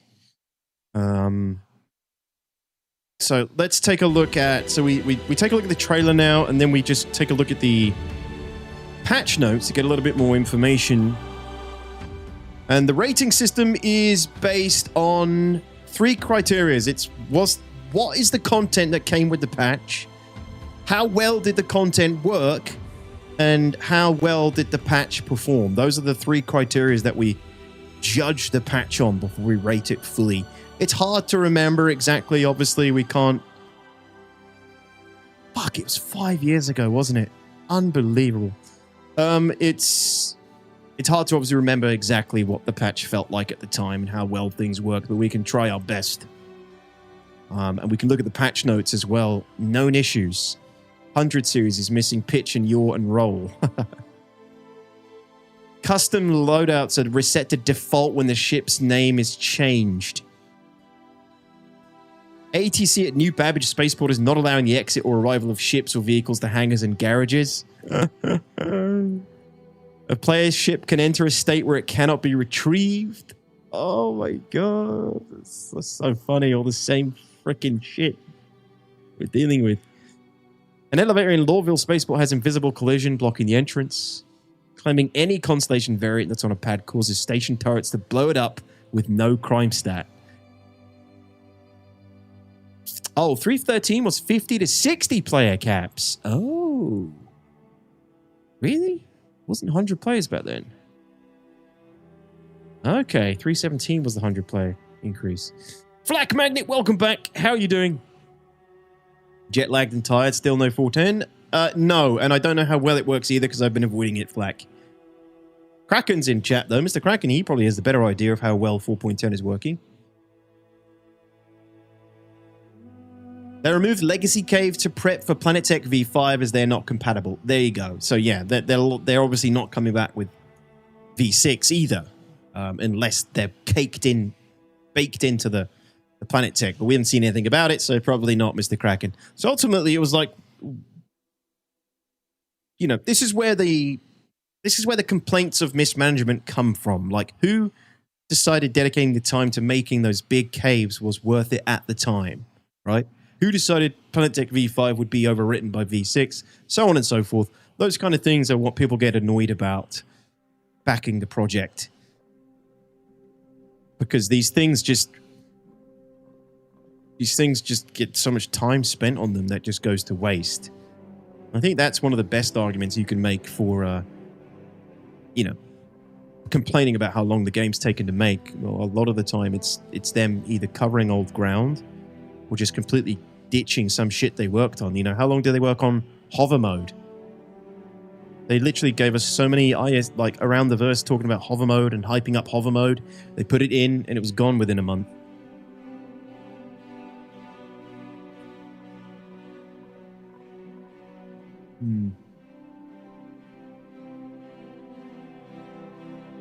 Mr. Kraken says there's still a major blocker with unable to retrieve previously insured loadouts from last build. Gotcha. Thank you. Okay, that's one thing. Distribution centers, yeah. How much time went into distribution centers, and they haven't elaborated on them. They're already moving on to the next thing. DCs were supposed to have a whole underground content section and raids associated with them, and yeah, we can all rightfully complain about that stuff, but we also all eventually are like, oh, the new shiny thing is really cool as well, Anyway, so back to 313. Docking with a moving ship lags behind. Docked Merlin, mounting weapons, Wallace Clem can spawn. Hammerhead is missing form from New Deal. Okay. And then the new features that came with it. Oh, hull visual degradation. Visual wear and tear to player ships as they age and degrade. Well, that's been redone since then. Vehicle names and serial numbers came in 313. Ship-to-ship docking. If I recall correctly, ship-to-ship docking worked quite well, didn't it? Reputation UI. Object push and pull. Moving those boxes and stuff. Mounted gun aiming, tier 0.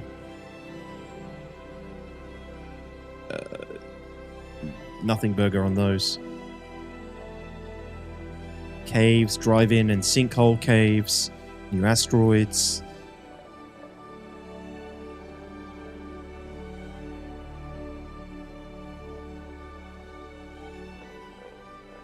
Force reactions tier 2. Shields V2. Mining components. Law system improvements. Proxy crime when one person on board a ship commits a felony, and the option to hide notifications and criminal rating updates.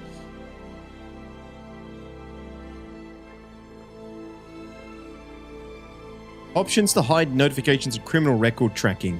Update the unmonitored bounty marker when bounty spends UEC. Update the unmonitored bounty marker when bounty's mobiglass remains in use for a period of time. And this system is gone with bounty with criminals as well.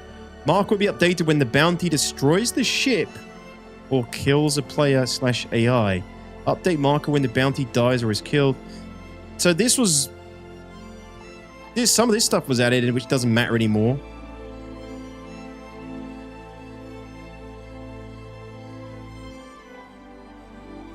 If I recall correctly, docking was terrible. I remember it working quite well. Maybe that's a false memory.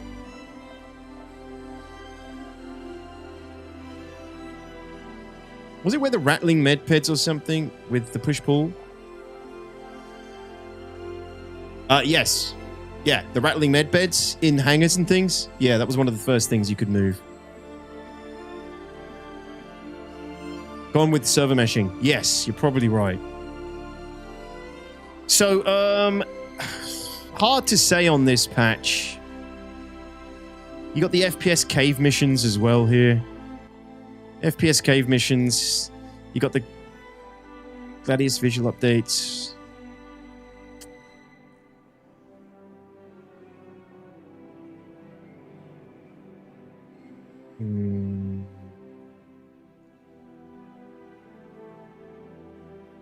That's it. What do we think then, guys? Patch 313. It's rock DS. big caves. Some pretty hefty bugs were present in that patch. I don't really have much thoughts about 3.13, to be honest. F tier, says Bros. Big caves that don't exist anymore. Rock DS, which was a meme. It was a meme because there's absolutely no reason to use it. Plus, the guy that was using the mining laser dies of asphyxiation. And then you have the Cyclone MT, which has been useless for most of its life. New shields, new reputation. I think... Yeah, I think this patch was a little bit of a nothing burger. I'm going to put 3.13 in, like, E tier. It is the DS Fathoms 2-seater, right? Hello, Terrence. Coulter, what's up, man? Sorry, dumb question. Will 4.10 with all the new stuff be in Stanton? Define the new stuff. Siege of Orison will be, obviously. You'll be able to find the super heavy armor suit in Stanton. But Cave Town. But Cave Town was... we didn't do Cave... Did we do Cave Town right off the bat, though? Did we do Cave Town straight away? Would have been... it's a good point. It's a good point. Maybe 3.13 gets an upgrade because Cave Town was some good emergent gameplay. That's one of the factors we have to factor in, guys. For those who don't know, Cave Town was a really good time for PvP. Lots of people would go into the caves, they'd get crime stats, and then they basically hold out in the cave. I have a video of that, obviously, like 5 years ago at this point. But you would go and enter a big cave, you'd get ground vehicles in there, you'd get ships in there, and then you'd hunker down and defend it against people that came to kill you. That was a fun time, and that was the first and last time we really did it. So maybe 3.13 gets an upgrade to C tier for that reason. The Daymar Flytrap Midgard, exactly, yes.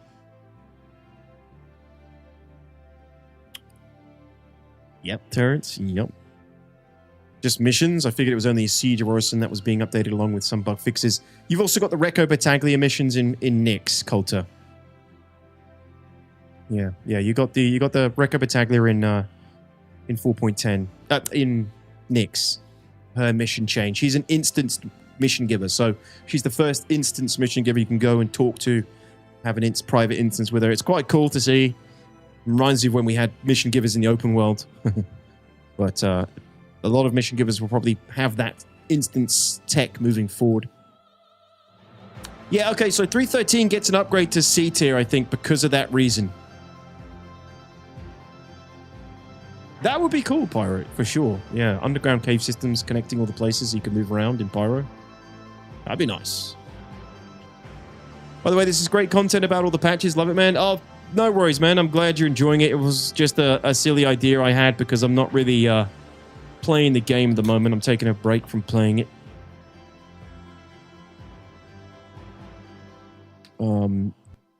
And you know what? I thought I'd never done a tier video. What can I...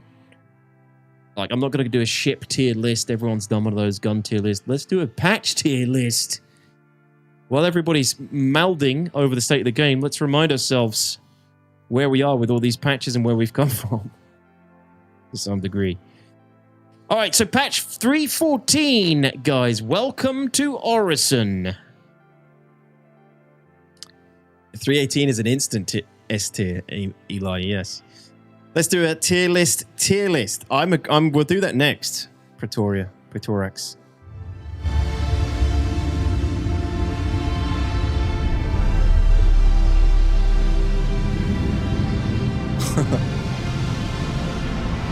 Welcome to Orison 3.14. Haha, keep fan.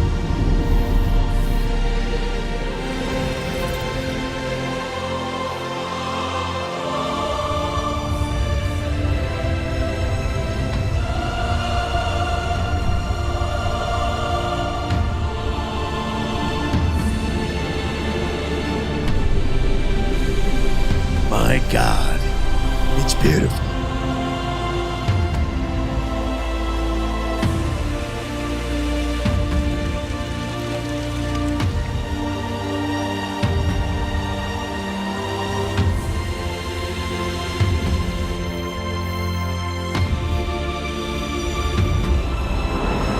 Oh, the Taurus came out in 314.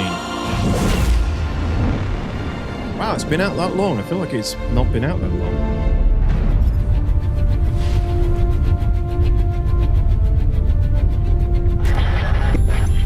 Attention, please. The criminal gang known as the Ninetails have launched an illegal blockade of one of the sector stations. Crusader Security is calling upon any trained security professionals in the area to assist. Stand. Okay, is this Ninetails lockdown? Welcome to Orison, the slideshow in the clouds. Yeah, it definitely was. It definitely was a slideshow initially. Orison was super laggy. The performance sucked ass. People still see Orison as the laggiest LZ in the game because of this patch, but it's much better now. Yeah, this was Ninetails lockdown. Funny thing about that, I remember Q took me on a Crusader run with this dynamic event, a Hercules run, and I think we just flew past all the NPCs because the Hercules could tank everything and just delivered the goods, and then you could get to a point where you could just quantum jump away from the station that you were supposed to run the blockade for. You never had to worry. You just turned up in a Hercules. Was it the Hercules back then? Maybe that was a different event. I don't know if the Hercules was out at that point, actually. It wasn't. Oh, shit. Maybe this was a different event. I think it was a different event. Yeah, I'm getting confused. Shit. By for further announcements. Hey, Martin. What's up, man?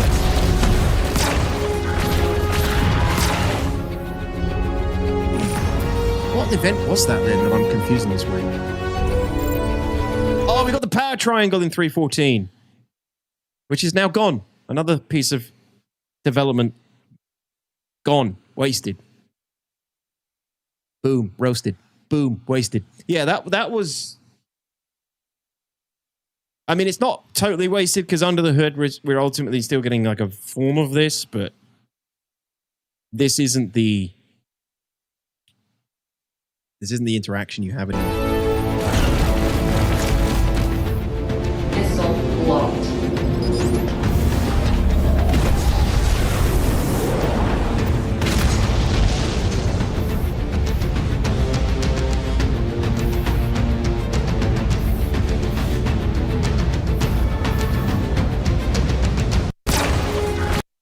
All right, so we got Orison, 15 frames per second Orison. It was beautiful, but super low frames. We got Ninetails Lockdown, which, man, that event, I can't quite remember how that was supposed to play anymore. But you could get some PvP there. You could play the bad guys. It was a little bit more emergent for that reason.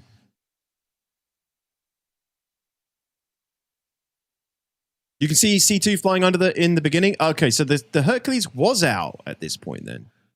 Really?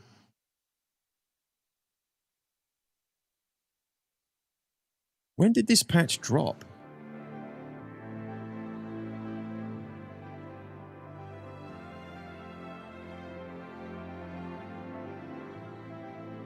.314 dropped in August 2021.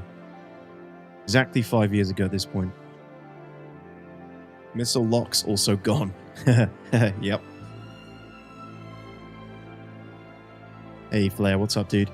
314 was a great patch, in my opinion. 314 had a lot of desync fixes, too. I saw Ayondo talking about that. 314 capacitors, power triangle was great, but flattening of the flight model, shield, weapon, etc. in preparation for master modes was not too great. Now the caps are gone and flight model is horrible.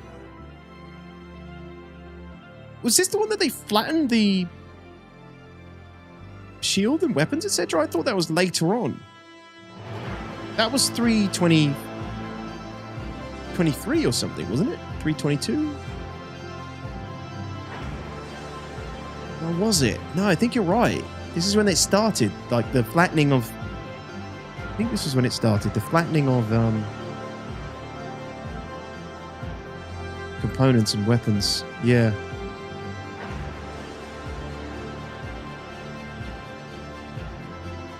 Quickly refers to Space Tomato database. There's a Space Tomato database? Locked inside during COVID, forced to play video games. 2021, it was kind of over by that point, wasn't it? Or not? Dude, my memory sucks. They did do it twice or 3 times, Fathoms. Yeah, I'm trying to remember how they did it in 314. Wasn't 314 attritions? Or is that way back? When attrition's hot again at some point? Oh, V2 law system allow players to be arrested without losing their life. They'll be able to surrender by coming to a halt and powering down their ship when ordered to by security. Another feature that is gone now, doesn't work. They don't even scan you anymore. The NPCs don't even scan you anymore. Shit was funny though when they were after you when you're PvPing and then you go to prison and shit. Oh, okay, David Sween. Yeah, no, he does. I think he probably does. Space Tomato probably does. So we Crusader planet with Orison, obviously. Got the Orison landing zone. Convert missiles to use the IFCS guidance and control system. Yeah, that was interesting. Still uses that now. Got the Taurus in the game.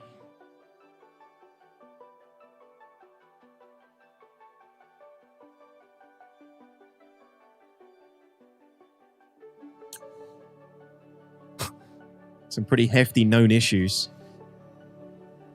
Elevators or environment content would occasionally be missing in the PU. Ah, using a med pen may occasionally have no effect. That was rage-inducing, that bug. Swapping FPS weapons drops or removes the original weapon. 5 years ago, still a problem today. I mean, you practically saw it in the Star Citizen Live last week. Absolute classic. I mean, this is the crazy thing. This is why people get angry. I removed the attrition overheating in 314. Okay, that was it, Ayondo. Good memory, man. There aren't even in-game security ships anymore. There are not, Scrap. There are not.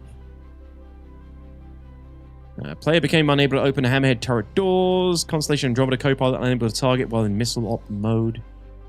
Elevators at Grimhex fails to complete animations. An elevator can lose functionality. And these are the problems we still face. And it just raises the question, like, why? Why can this not be fixed?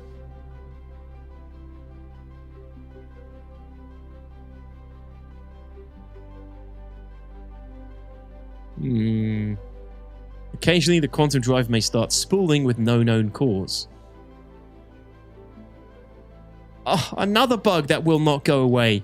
Sometimes after spooling and calibrating the quantum drive and attempting to initiate the jump, nothing happens. Workaround. Move ship reticle away, then move back to recalibrate. I can't believe we're still dealing with this shit every day of my life.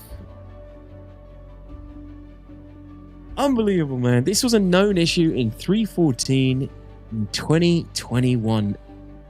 Almost exactly 5 years ago. God damn, dude. Anyway, 314. Where do we rate 314? We got the capacitors. We got Orison, those awful known issues. New missile locking, which I feel like missiles did work quite well. We got Ninetales lockdown, which I feel like was like it needed work. Like I think it needed to be reworked to be good. I think 314, once again, it's like a C or a D.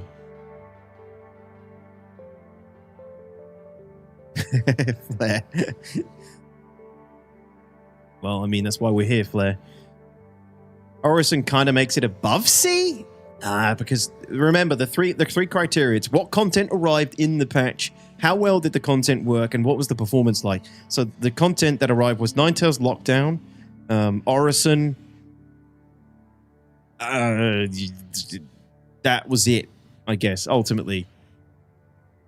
There probably would have been some smaller time stuff, but those are the big things. Orison ran really poorly. It ran like DE tier level of performance. Ninetales Lockdown, I seem to recall, was a big swing and a miss.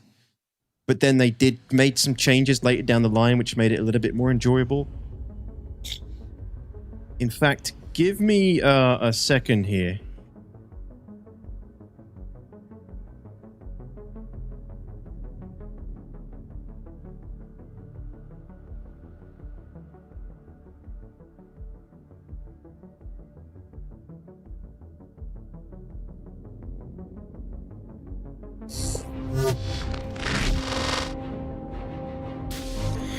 Right now, we're in the process of improving. Will then take you to the battle. And should you do a really bad job of keeping its health up, very enjoyable to watch. For some of our QA testing, actually, they inclusion of our new dynamic events system, where teams are continuing to work improving old returning favorites, as well as developing new adventures alike.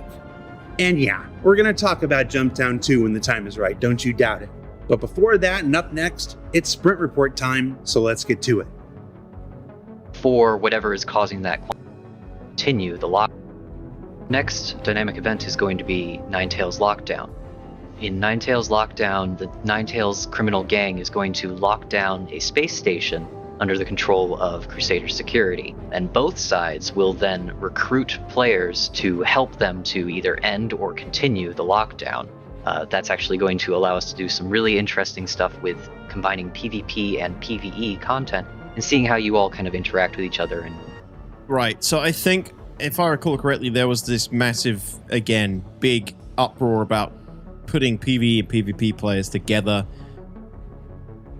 I think people just stopped fight doing against each other in a more controlled ring.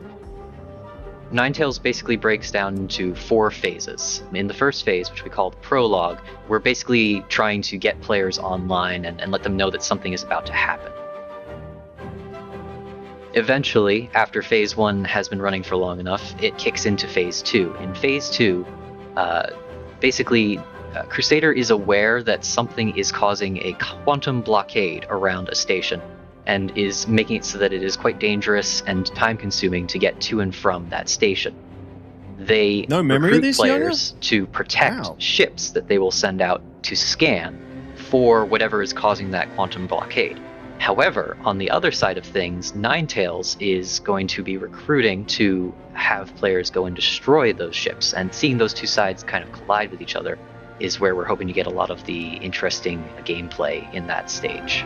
Remember those auto gimbals? Yeah, I think the idea of Ninetales Lockdown was good. I just think the execution We've seen some off. really interesting stuff in phase 2, just from player tactics and such, that have been very enjoyable to watch. For some of our QA testing, actually, they employed at one point, because the scanning ships are somewhat fragile, a hammerhead is almost a shield wall, physically blocking missiles and fire against those scanning ships, and deploying chaff and such in order to reroute the missiles. Which made for some very interesting tactical discussions right before they would test for that day. We're hoping that players will begin to develop similar strategies in order to counter each other in this more sandbox style of PvP. As for phases 3 and 4, I'd love to give you more detail, but Jared won't let me. We want to leave some things for you guys to discover, and there are little pieces of content scattered throughout the event that aren't going to be explicitly handed to you or told to you in a mission description that I'm really excited to see you guys discover as you're playing through this over and over. Yeah, see, I don't remember much more of it for some reason. But, okay, so I think 314 is D tier.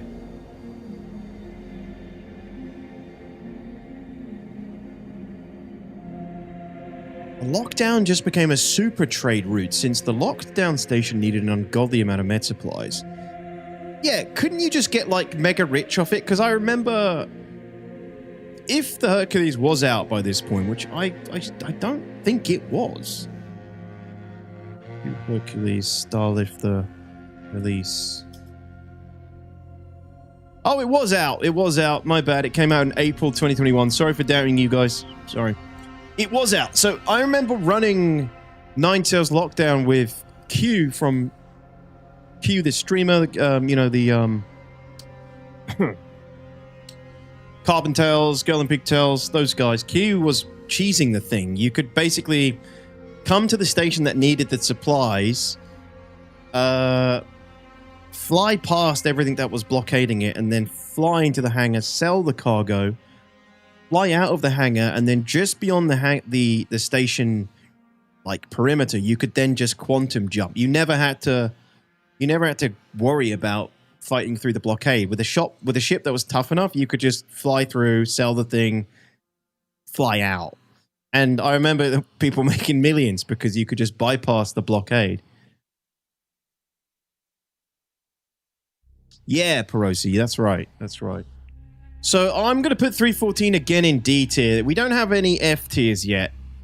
We all know what's going to go in the F tier, but I don't know if anything's going to go there before that. No, it doesn't, Pirate. No.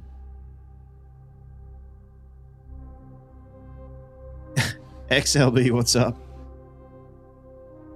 Waiting for 318 to be the A tier. Yeah, 318 is I think we all know where it's going to be.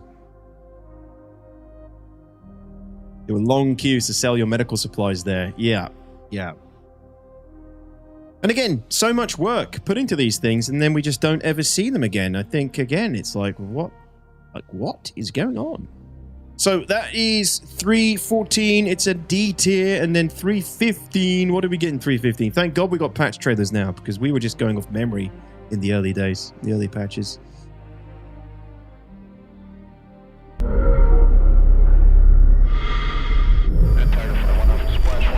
This is 315.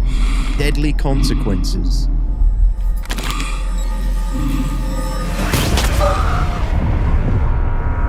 You suffered a catastrophic injury, but you're okay now. Now don't rush anything. You're free to go when you feel comfortable.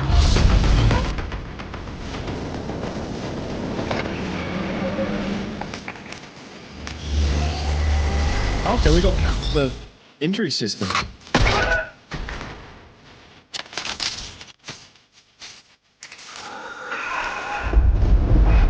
New healing system, which is good, I think.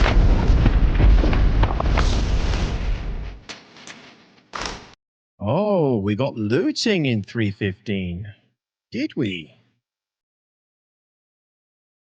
Wow.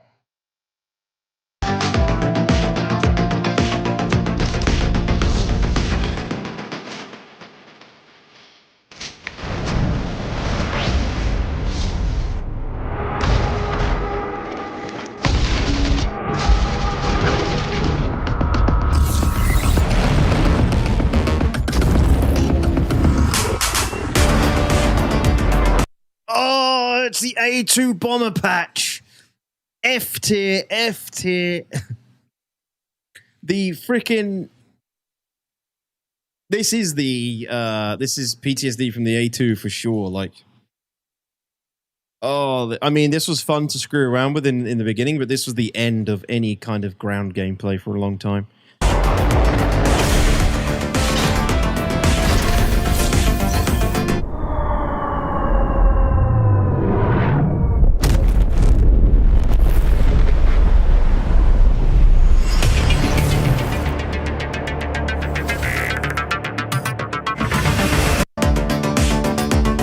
So, man, looting. This is quite a good patch, actually, I think. 315 must have been good. A2 tier, yeah. Hey, Benthor, thank you for the 9 months and the Twitch Prime. Appreciate it. Thank you. I think this must have been a good patch. Looting must have been massive. I don't have much memory of looting, the time when looting came in, but... Injuries, healing, looting, healing updates.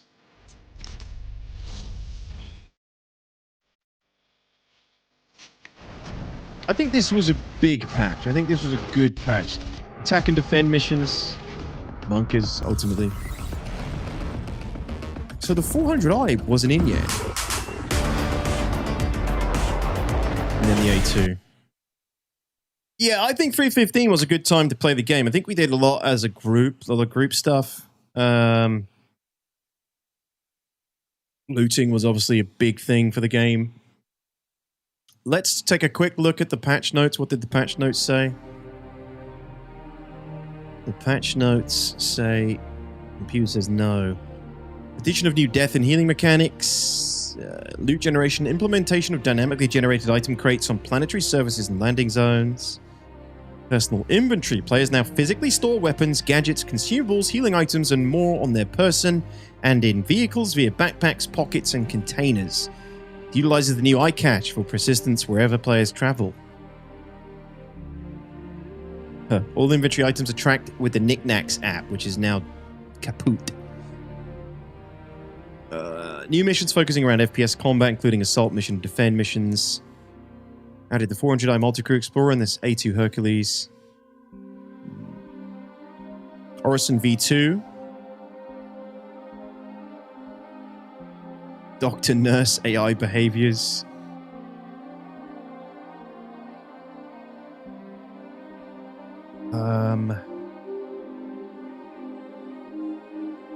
Arena Commander updates.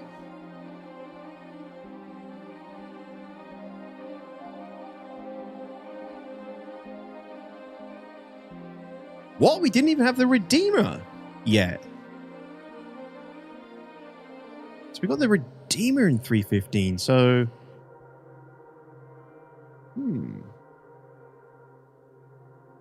Got the Ares. We got the Ares ships in as well. Why weren't they in the trailer? Oh, they came in 3.15.x. Okay. I think this was a good patch. I do remember this being quite a good patch. Playing around with the Redeemer, the Ares, the A2. 400i was a cool ship. Yondo says 315 was where ship desync started becoming unplayable, though. It was already unplayable, but it got really bad in 315, 316. Which patch did they implement the magic desync fix, Yondo? Can you remember off the top of your head? It's crazy they've never done anything like that since. 317. Okay. Bugger. So, desync was particularly bad in 315. I trust Yondo's memory on this. Otherwise, quite a good patch. Let's take a quick look at the known issues.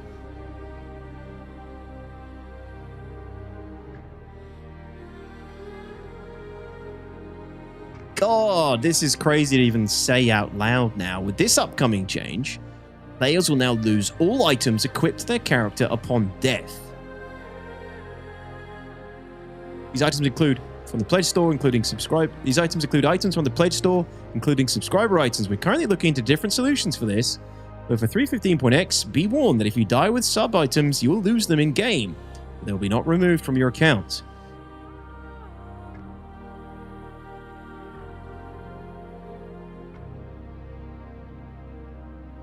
Players cannot repair, refuel, and rearm at outposts.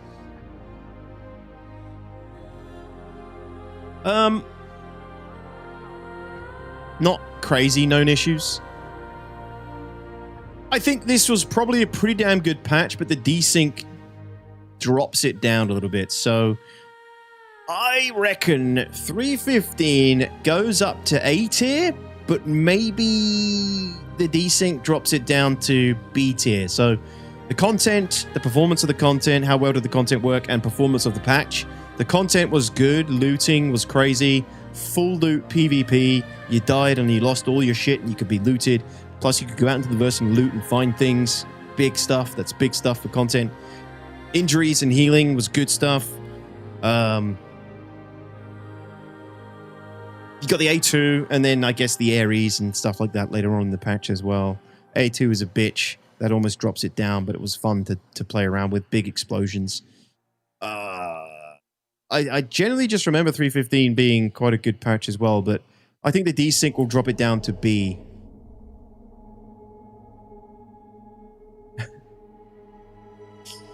The Rise of Hollow Man. Oh God, don't. Was that 315?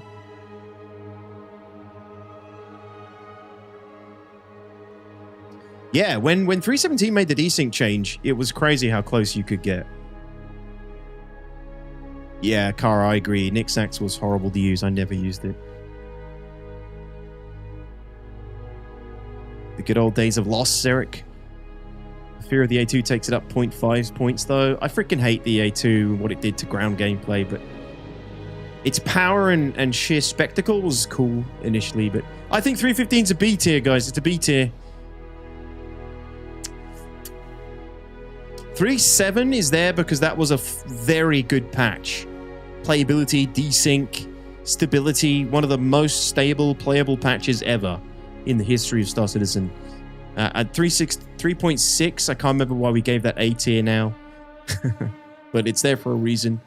I think 3.15 gets a B tier. It's a B tier patch. It's a B tier patch! Perfect. Right. 3.16 next. We're getting there. We're nearly at the end.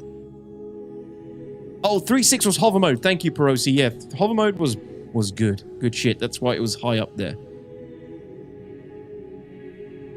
Oh, okay. Here we go. Look at this.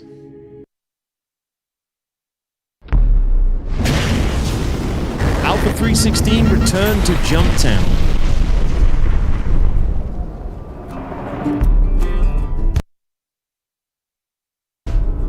Take me back to the river, wash away my sin. Take me back to the river, Lord, won't you help me find my way back home.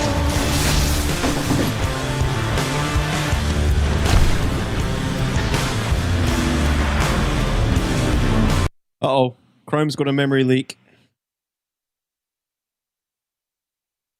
Chrome's dying. Don't go dying on me now. Hold on, guys. Close that.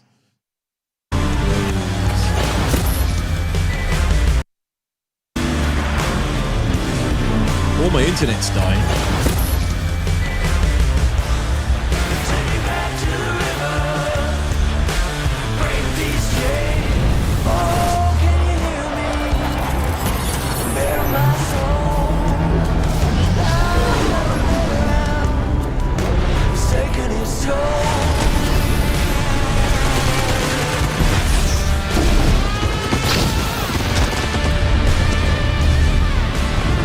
Ah, the color steel. The steel, guys. The steel memes. Okay, so we had Jumptown 2.0 and the color steel.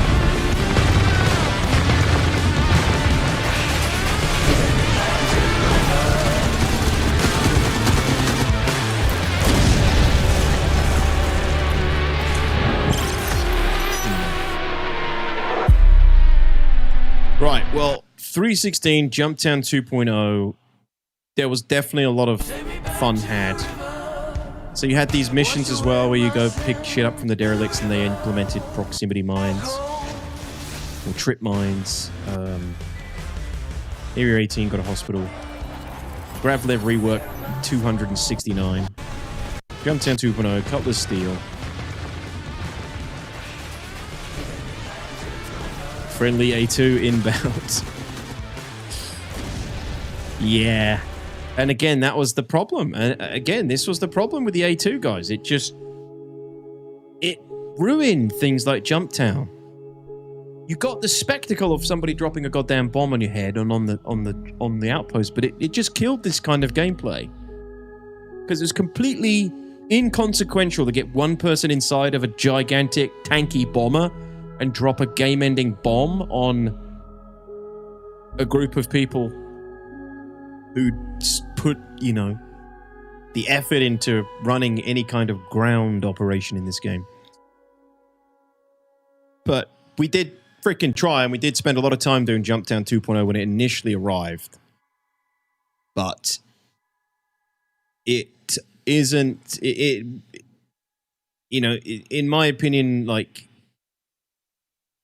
Jumptown is just this style of Jumptown when CIG took it over and turned it into a marketable packaged event. It killed what made Jumptown fun, not just because it was like started by the community out of a bug, but because they missed the point with having the thing dispense drugs. Like, for me, the excitement of Jumptown is that you were flying there with a logistics ship and you were spending your own money. You were risking your own money for the reward, which was the payoff in the end if you could get out alive and sell the goods. When they just turned it into this dispensable free drugs, you were never investing anything to get away with it. So it just became chaos and like a free-for-all kind of event at that point. What is a better version of Jumptown is Supply or Die, where you have to go and buy the commodities or acquire the commodities some way and then sell it at these pre-designated locations. Yeah, I agree, Flair. They are.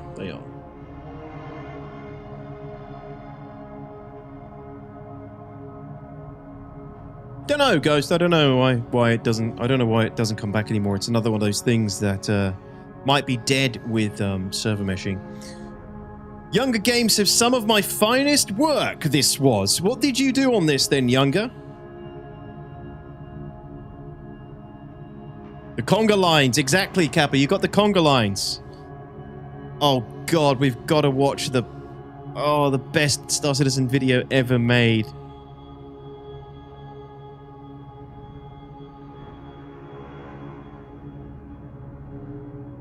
Oh, where is it?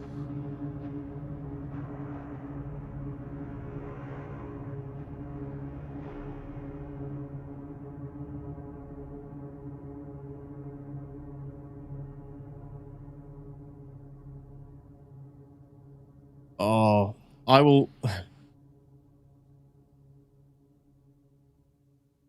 Can anyone find the Doom conga line video at Jumptown? Absolutely one of the best videos ever made for Star Citizen. Thank you, Kappa.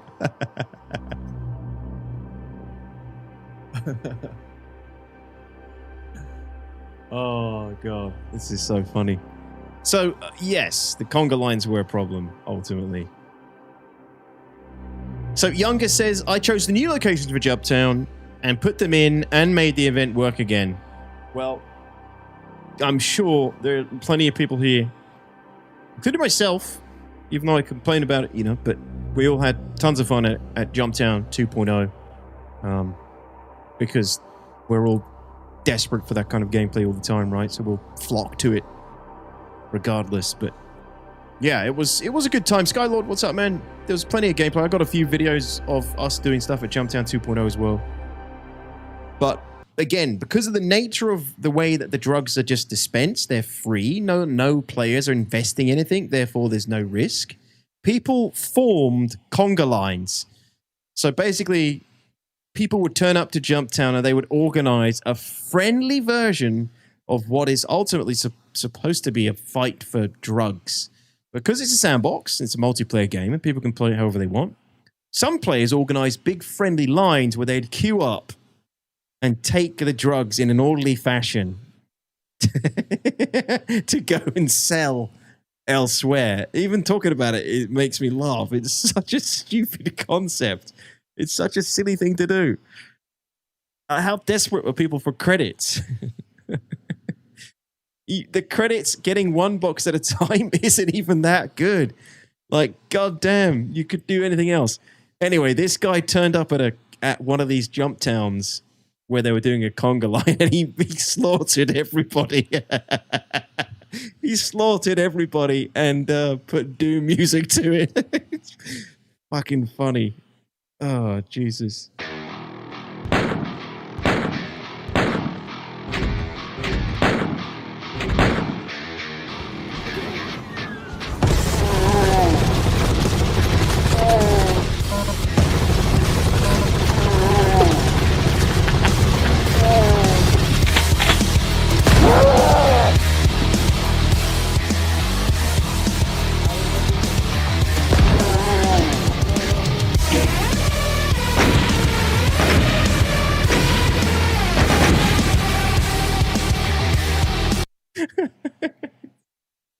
One of the best videos ever made. I love the original Doom. It's so perfect.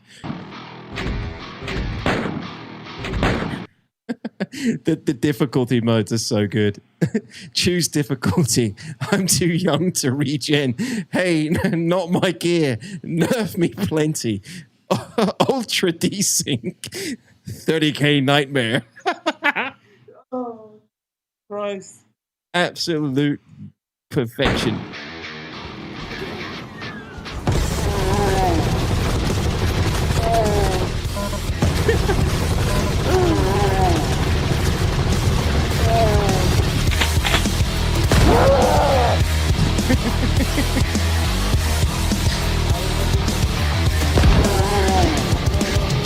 Oh, Jesus, so funny.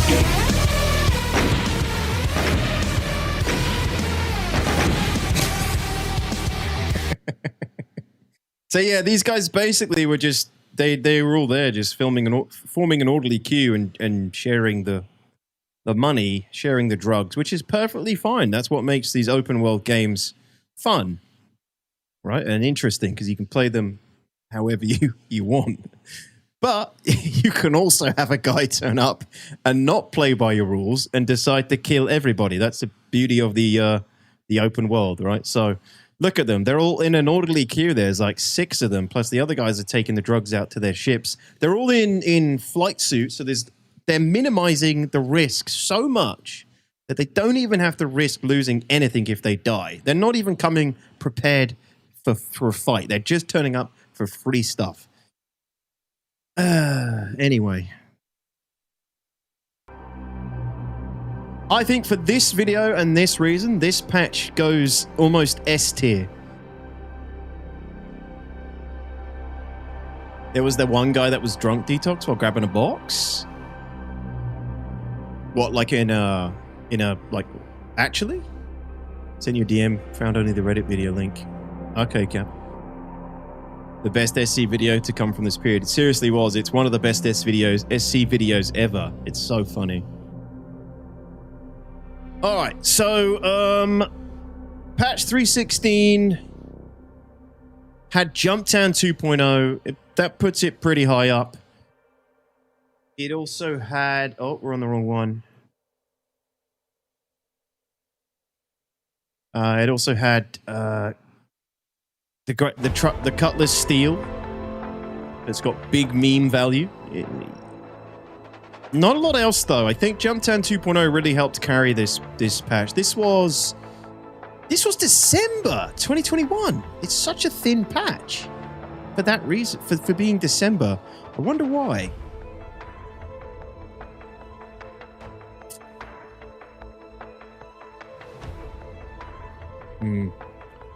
Yeah, remember that. Spawn closets do not recognize unconscious AI and close the door on them, possibly leaving mission-critical AI unreachable. That was a problem for those missions. Ships sometimes won't appear in the VMA. Oh, no!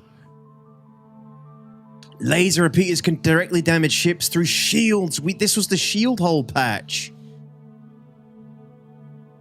This was when so many ships had shield holes and you could destroy big ships with like a fighter through the shields without the shields even dropping. Cannot repair, restock, refuel the LEOs. Character's head, another equipment go missing after being released from Klesha. Oh, it was the Ghost patch. And yes, Roscoe said it earlier. It was the rise of the Hollow Man period. This is when we started getting invisible players as well in the verse, I think.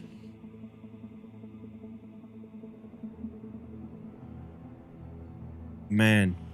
All right, let's not spend too long on this one, but I think 3.16, what are you guys thinking for 3.16? I think the Jumptown 2.0 era puts it pretty high. Almost A tier. But we did have some serious shit going on in the background with shield holes, I think invisible players around this point.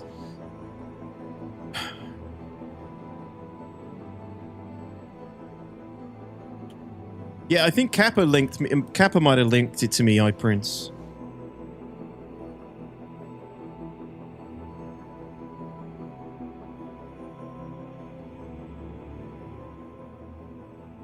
Oh, yeah.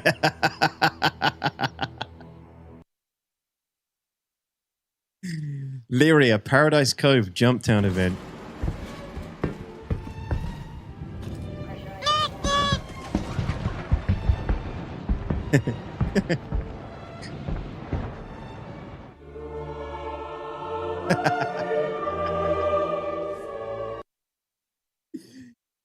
Yeah, that was another golden nugget that came out of the Jumptown era. Good video, good video. Yeah, what is it, iPrince? Oh, was it this? I remember this video. This is a machinima,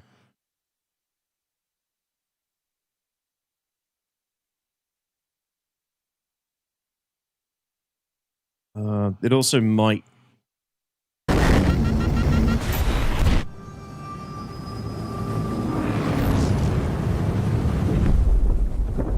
This is a really good video, actually.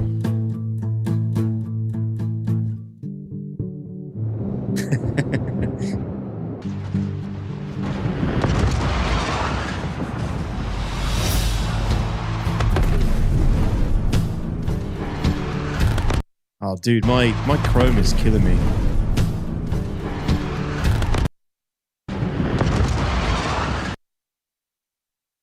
Definitely something weird going on with my internet.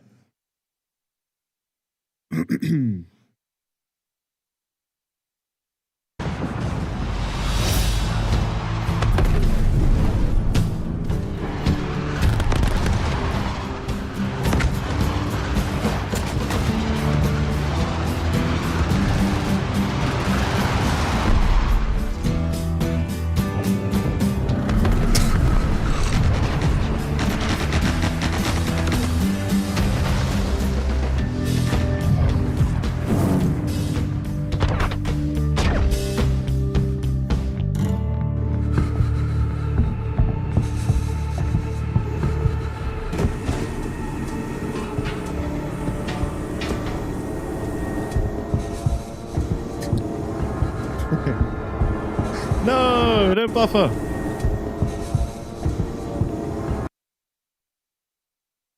Sorry, guys, this is very anticlimactic. I think my internet's dying. It's probably why I'm getting some major stream issues. Yo, Pipness! What's going on, man? Thank you.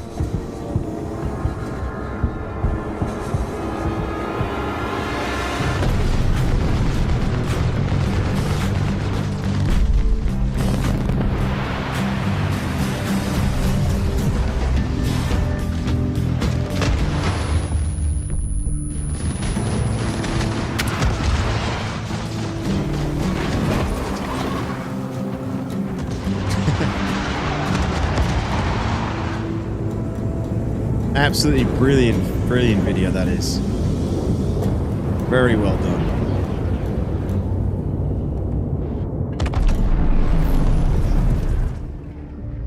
Perfection.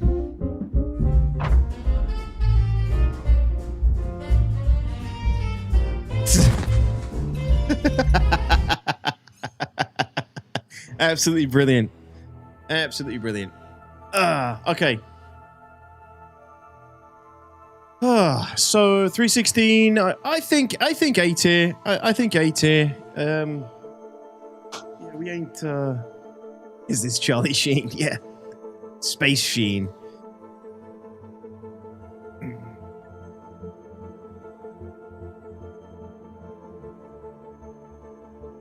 Yeah, Mamma, we had some issues earlier, and I did yesterday. Pipness, thanks so much for the 108 months, man. How you doing? I hope you got your 100-month club package, man. That was sent like a couple of months ago when I sent the rest out. I'm sure you know. You did? Cool, man. Glad to hear it. Good, good, good. Doing well? Yeah, not too bad, dude. Not too bad. Thank you. Really appreciate the 108 months, man. Thanks so much for supporting me for so long. I don't even know if we're hitting like year anniversaries at this point. Where are we past 100 months? I've got to do the maths. All right. I'm gonna be generous here, and I'm gonna leave 316 as A tier. All right. No questions. I will be answering no more questions. I think we'll go with A tier. We're just gonna be generous with that one because it was good time in terms of Jumptown and all the other things coming out of it. Now we go on to 317. Let me just let this thing buffer. I don't know why my internet's being so slow. I have a gig download. And you're telling me I can't stream with 30 meg upload and watch YouTube? What is happening? This is nuts. Is it 9 years? 108? Pimness? Is it an anniversary? It's the browser? Oh man, I don't have any other browsers ready to go.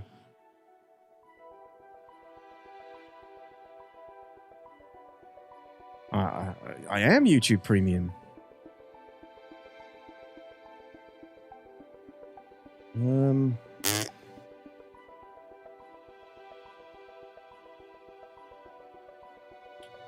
Do I have Firefox installed? I don't have Firefox installed. Dare I use Edge? No.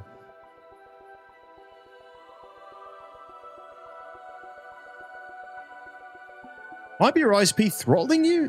It could be, but I shouldn't get any throttling. I'm paying for the gig internet. This is the top package.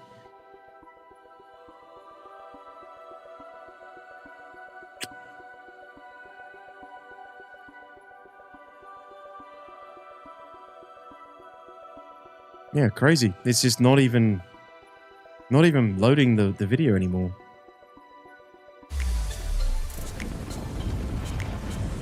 Okay, this is working. It's working.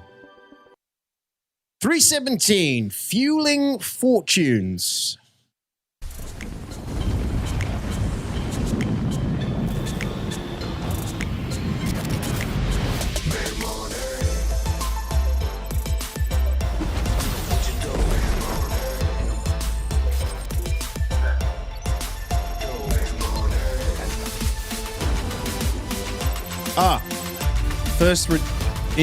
First introduction of refueling, of course.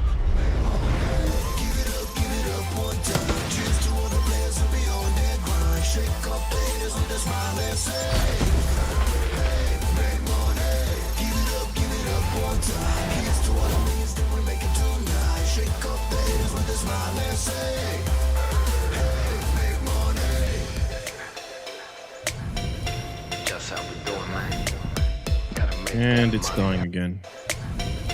Just how we doing, man.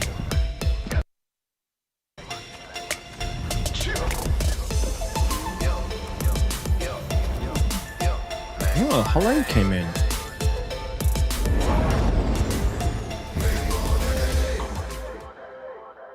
Make money! This is like the most generic, royalty-free rap song you could possibly envision. Make money! Yeah, I'm gonna make money. What we do, we make money and we sell things. All right, so 317 was fueling Hull A, Lawville Hospital. Jumptown was clearly still active. There was a period of time where they were just running Jumptowns constantly. We've got Rivertech, which doesn't exist in the new Planet Tech. And then we have selling. So you could sell junk that you found back to the vendor.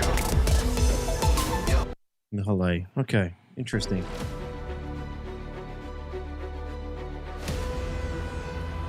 .317 was the only S-tier patch. It just worked. Well, 317, as Ayondo says, was the desync fix plug,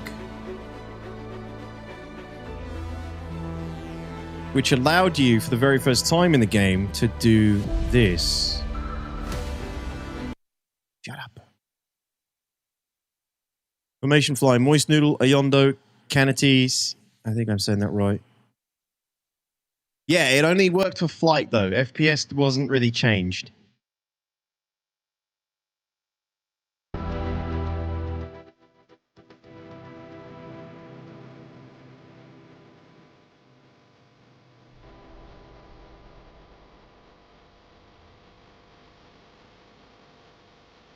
Probably delayed, yeah, we're close. Looting players was in the previous update. Yeah, Yash, 316. It might be TRF. Hope not.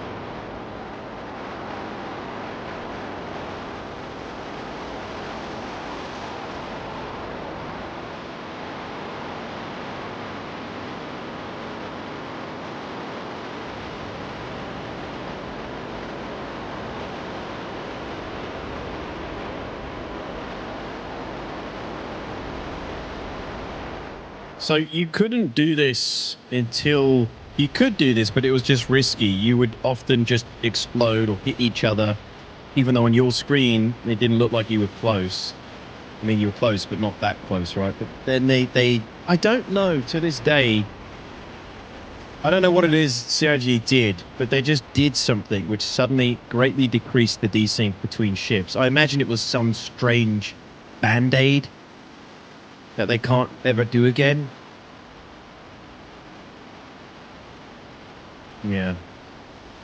But like this is still a thing, right? You can still do this now because of that change, I think.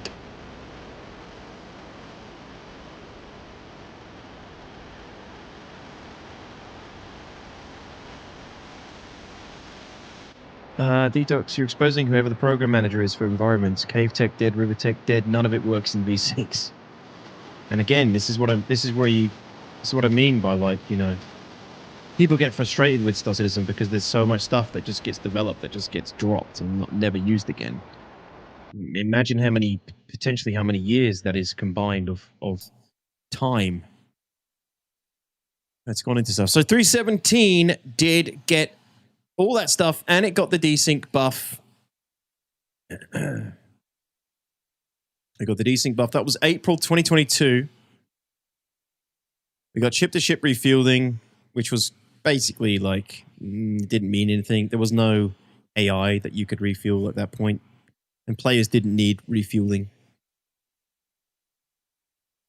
That was a good change. Ground vehicle signature emissions. That was a good change as a ground vehicle enjoyer. They made ground vehicles way harder to see.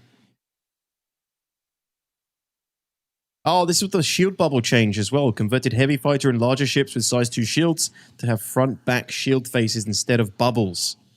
Target shield status will now stop updating on the MFD when the target's beyond 8 clicks. Increased stagger fire threshold. Temporary retuned energy missiles to only have physical damage.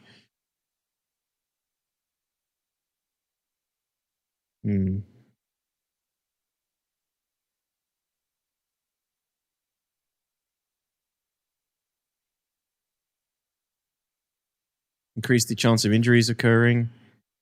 FPS weaponry factor. Procedural animations.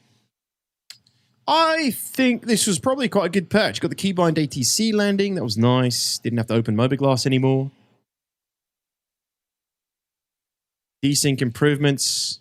GPU particle performance pass. Optimized streaming bubble around player to improve asset streaming performance. Gen 12 scene rendering. Client bind culling in the replication layer. Replication layer. Entity-centric entity component update scheduler. Yeah, I think 317 must have been a pretty good patch. There was a lot of good stuff going on in 317 ultimately.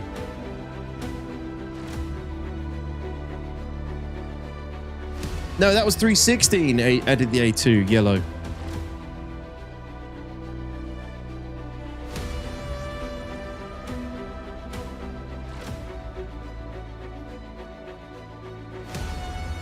They increased the priority for ships in the tick hierarchy. So why could they never do that for players? Too much? This is the last patch. The station's only doing landing pads. 317.1 added station hangars. Did it?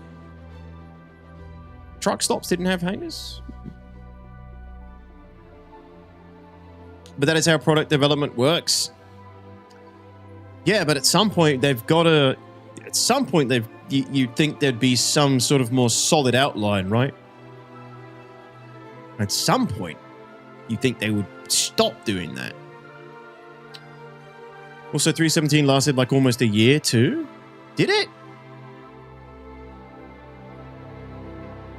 Do we dare put 317 in S tier? Is it the first S tier patch?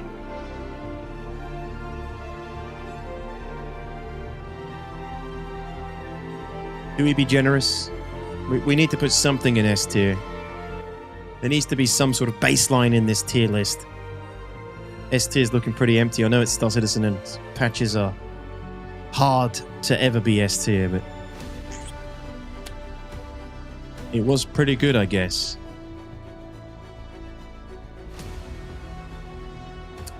Yeah, I'm gonna leave it in S tier. We go S tier. Congrats, 317 S tier patch. We still don't have F tier. But what's next? But wait, there's more. I think we're gonna get the first S tier and then the first F tier as well with 318. Listen, Al Gaib. Listen, Al Gaib. What did the trailer even look like for this patch? Oh, I do actually remember. It's this patch is the trailer is the Pico sitting on the planet's surface, isn't it? Because of persistence. Yeah, that's what it is. That's what it is.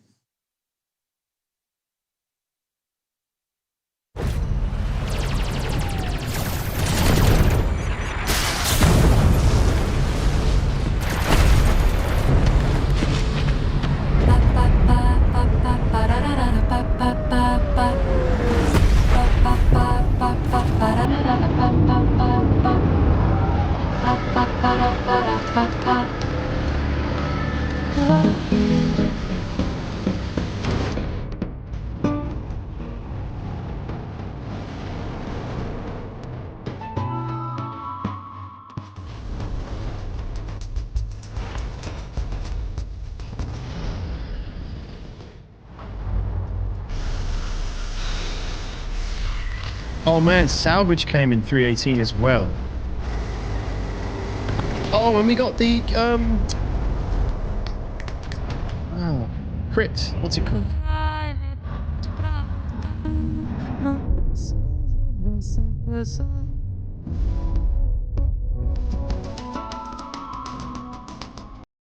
Correa reactivation. So they took out, I think this is also when they took out all the other bunkers that you could hack your crime stat and introduce Correa as the only place, which I think when we look back now didn't really work out too well.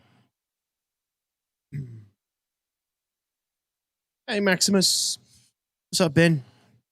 On paper there are a lot of good things in this patch. Also I never had the logging issues so many had. On paper there's a lot of good stuff I guess, yeah. Hey Kenneth, what's up man? How things going? Yeah, not too bad dude. I'm not playing the game at the moment. I'm taking a bit of a break from playing it, but decided we'd cover the roadmap news today and we started doing a patch tier list yesterday and we're carrying it on today.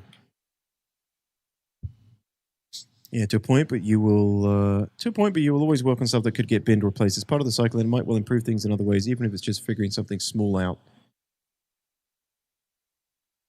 Yeah, man, I just think, you know, at some point, I know it's because it's open development, we see a lot of it happening. Where otherwise, behind closed doors, we'd never see the failures, essentially. But, you know, it comes down to just having a good idea of, a good plan and a good idea of how everything should work, I guess. Alcaris, what's up? Welcome in. Whistler's Crypt, that was it, Hiddleston, yeah. Yeah, so...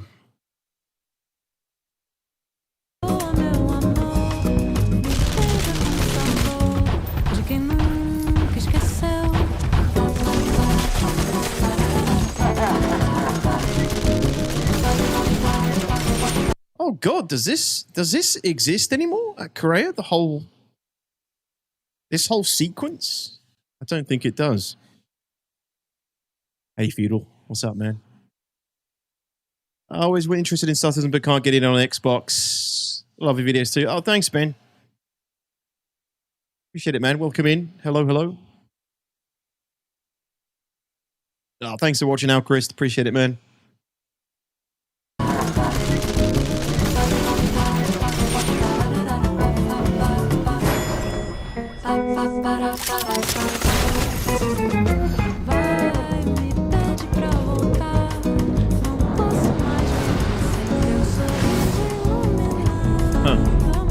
The new prison mission, which was good. I think that stopped working for a long period of time. Racetrack around Louisville?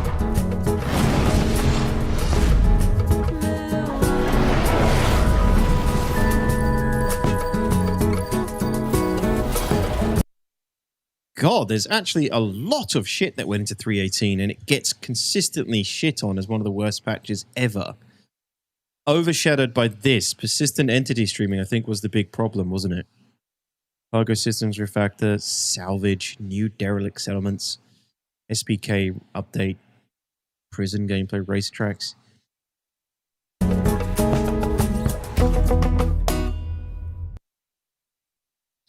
So,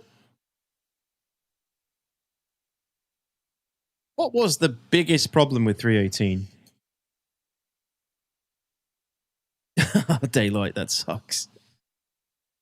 What was the biggest thing? It was people getting logging issues. They couldn't play for long periods of time. I think persistence was completely hit and miss. Stability, were we getting 30Ks and things quite a bit? Yeah. Desync is the biggest problem, definitely one of them. Soft death was added here first too. Ah, because of salvage? Soft death was awesome. Login problems, couldn't log in, absolute shit FPS. I had no problems with any of the gameplay in 3.18. I sat out the whole patch with a locked up character state. So the biggest issue was, yeah, literally people couldn't play for various different reasons. For those of us that could play, it was a really good patch. I could play. I didn't have the 3.18 login issues.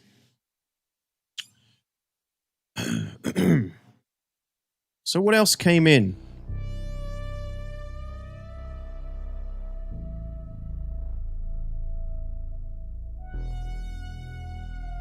Introduces Pez, a Gen 12 scene renderer, vehicle and FPS salvage gameplay, the Vulture, Scorpius and Taurus, vehicle soft death, the long-awaited cargo system refactor, sand caves, 600i and MSR derelict settlements,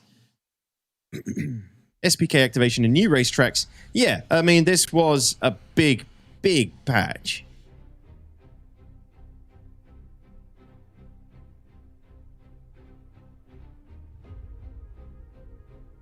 I didn't have the problems a lot of you guys had, so I don't have as I just think there was just generally, though, stability was crap.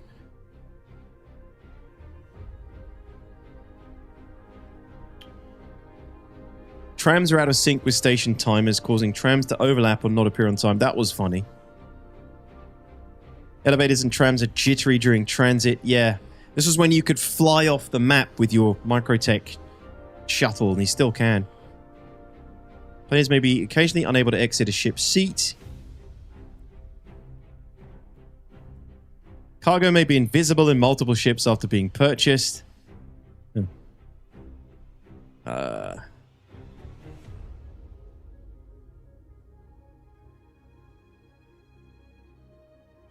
Markers will randomly disappear after quantum travel with no route set.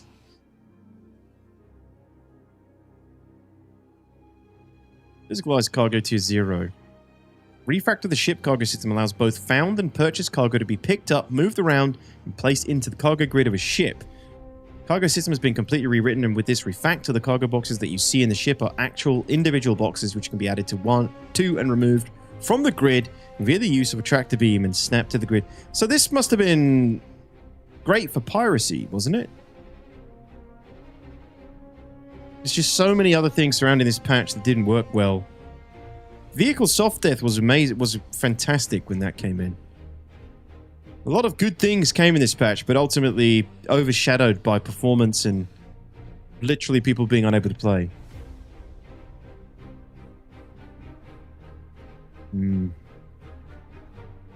So, do we give this an F tier then? I'm going to let you guys decide because I don't think I have as big a problems as some of you did. But 318, is it going to be the first F tier? Because we got to put something in F, and there's probably the only other candidate for F tier is probably 4.8.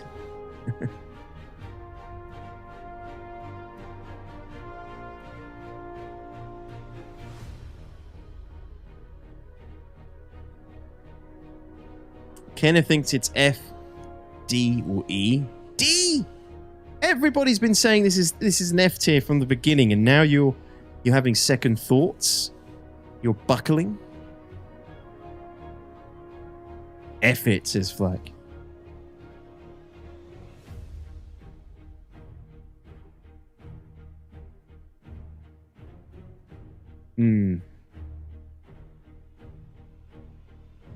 Yeah, I played 318. It was good. My friend couldn't. It wasn't as bad as people remember. It's E. I reckon I think we have to put it in there. Most of the parts of the SPK is there. Looks bugged, so going to dig in. All right, XLB. Thanks, man. Half the player base couldn't play. It has to be F. Yeah, I think it has to be F. We've strayed a little bit from the criteria. The criteria is what was the content that arrived in the patch? How well did it work? What was the performance of the patch? Well, if half the player base can't play and enjoy the content, that's a pretty big downer on the patch. Performance was bad. Generally, the performance was pretty bad because of everything else that was going on. PES, cargo refactor. I think we can probably put it in F tier with respect to every other patch rating. We can probably put 318 in F tier because, you know, if we had those similar problems in the other patches, where would they be? Yeah. F tier. There it is. We've got a first F and the first S back to back. So we went from basically an S tier patch to an F tier patch. That's how easy it is in the world of Star Citizen.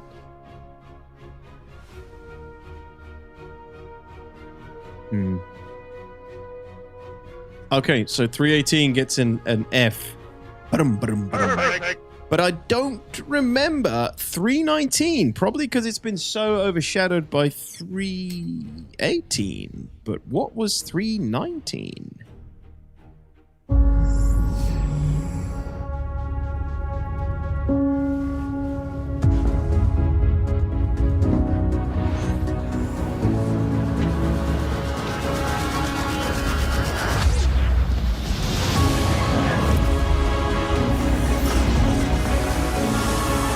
Oh, come on, YouTube. Why are you doing this to me?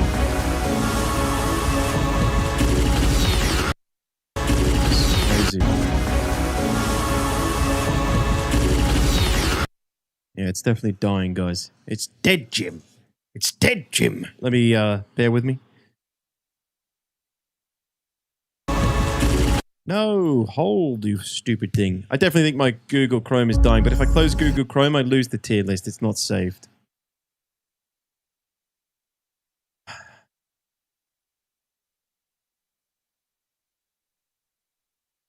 I'm literally back to 2005. Let it buffer, everybody. Let it buffer.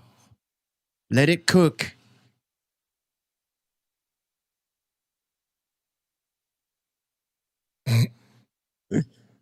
Improved new player experience.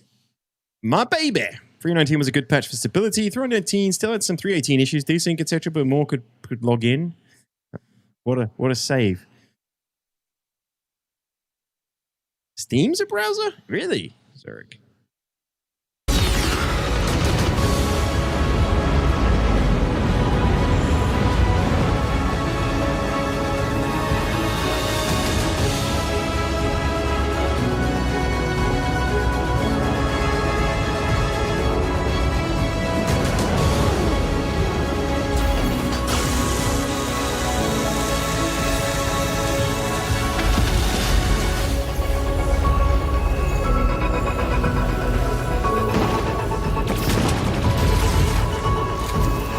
Big. Ghost Hollow.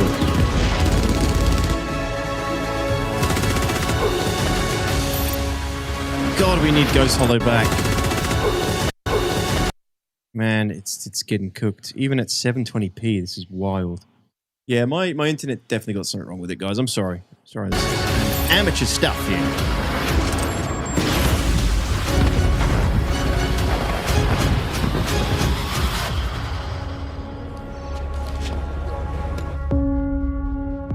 All right, so we got Ghost Hollow in 319. We got component salvage, which was pretty big.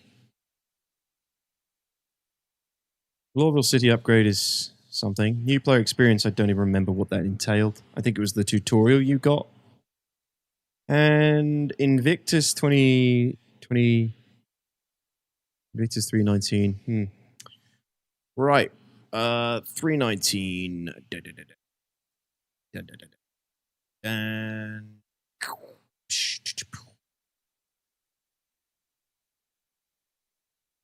319. Yeah, the new player experience. First 30 minutes of gameplay for new people. New salvage contracts, Ghost Hollow. That was a really fun piece of sandbox content. Track the beam, attach and detach. The links made it in.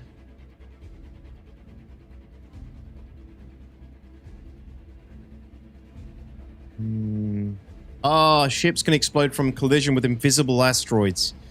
That was a fun time.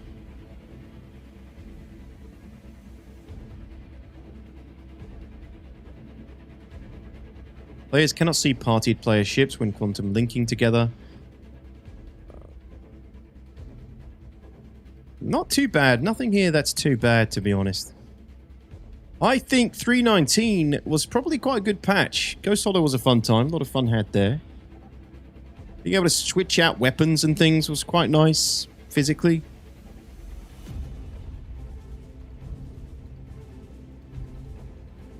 I don't think it's your internet. I think your stream is using a load of your PC encoder. No, its stream is on this other PC, Fathoms. I have two PCs. One for just the stream. One for just gaming and everything else I'm doing. Watching stuff on stream, blah, blah, blah. For that reason, there's no overlap. It's something to do with my internet. Visible Asteroids, the good old Phantom Menace. Ghost Hollow, the another abandoned content. Yeah, they said Ghost Hollow would come back with a mission refactor, but... Elliot's slacking. What a surprise. What a surprise. We need to get an initiative to get Ghost Hollow back in. It was good stuff. I don't think so, Fathoms. Yeah, it's just internet. 319. I think we go 319 is pretty good patch. I think B tier for 319. We haven't had a B tier in a while. I think probably B tier. Probably a bunch of lingering issues from 318 still. We did get Ghost Hollow. Good content. It worked. Ghost Hollow worked, I think, for the most part when it came in. Performance of the patch. Hard to say. I don't remember too much about the performance of the patch, but I remember having fights at Ghost Hollow and that being fine. We need to petition CIG to hire a man with a whip to keep Elliot in shape. Psh, definitely. At least. C Max, Zarek? You think C Max? But Ghost Hollow. But Ghost Hollow. What do you guys think? Come on, put your letters in the chat. Let me know what you think. I'm between B and C.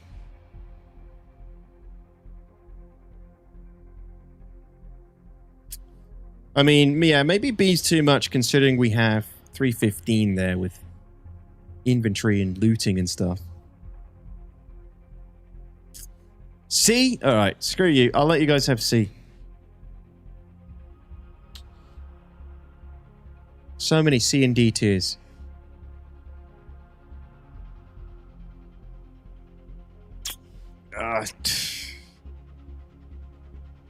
No, we'll go with C. I think C is the good middle ground for 319. Good middle ground for 319. Then we're on to 320. We are not going to finish this list today, guys. This piece of content I've come up with is going to serve me for 5 streams at this rate.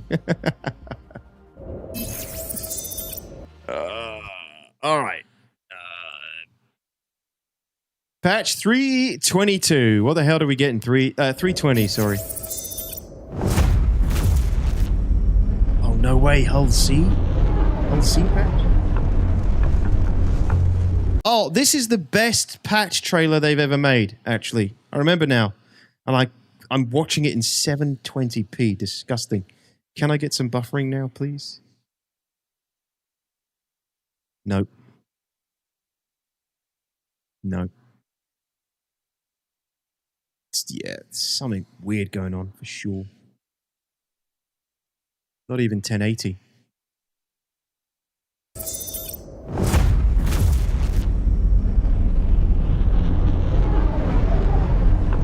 It's hideous.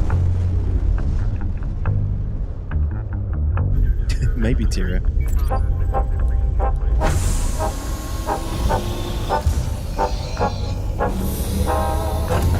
This is their best patch trailer in my opinion.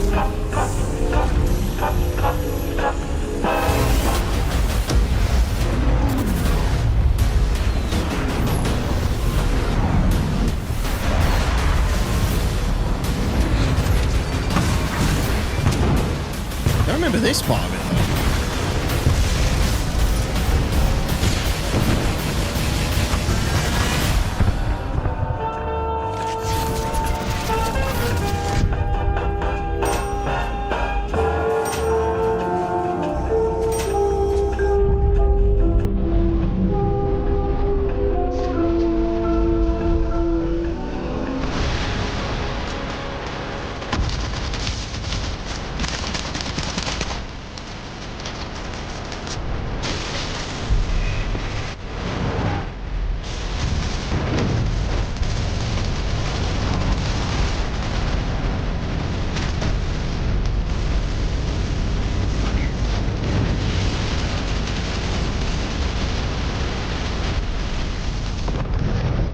No!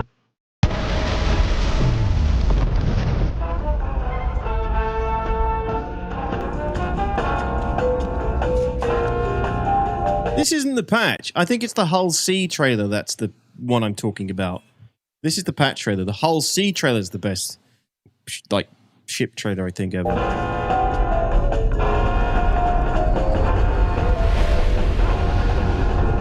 This is the patch trailer. God. Where do we put that? Patch 320. Got the Hull C. Hull C. You got... we got Seraphim.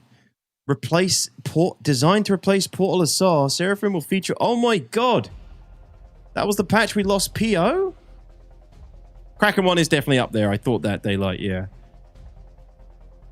Okay, so this is the patch that replaced PO. This was 19th of September 2023. Jesus. This is the year I went to LA? Or was that 2024? That's 2024, I think. Adding new functionality to physicalized cargo updates. New functionality to accommodate the release of the Mist Hull C. This includes both automated cargo loading at LEO stations, as well as SKU containers up to 32 SKU.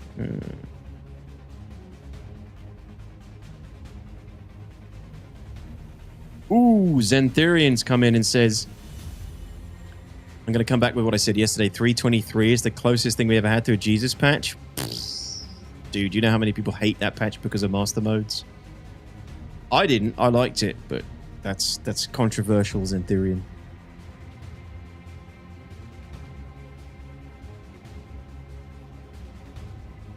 Yeah, I'll give that a try, Zarek.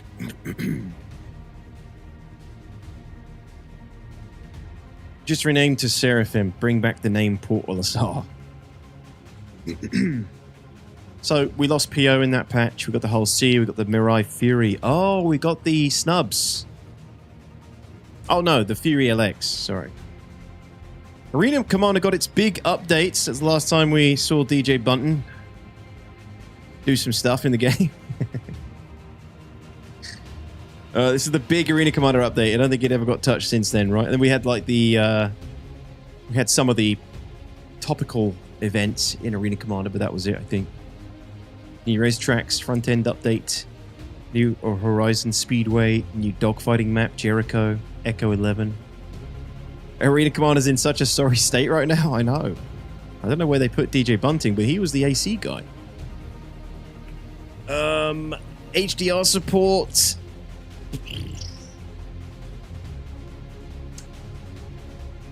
Don't really remember too much about this patch. Hull C didn't arrive in a great state. It didn't work very well.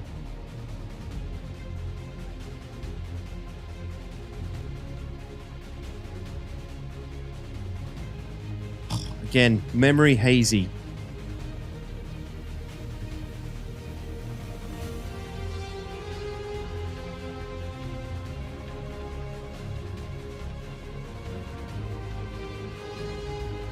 Update to the UGFs, the Rastar update. Wheeled vehicle handling improvements, that was welcome. AI ship difficulty rebalance, vaulting and mantling, server crash recovery, QOL update. Pez now remembers the last location the ship hailed for landing and landed or docked at. This will allow players who hit a server crash to have their ship spawn back at the last hailed location instead of their chosen home location. Anti-combat logging. We have added a new combat logging mechanic to avoid as much of this issue as possible. With this update, player is in combat and outside of a green zone, the player and their ship will remain in the PU for a short period after exiting the game, fully or to the menu. That was a welcomed fix. They killed combat logging, which was great. Bounty hunting was good that season.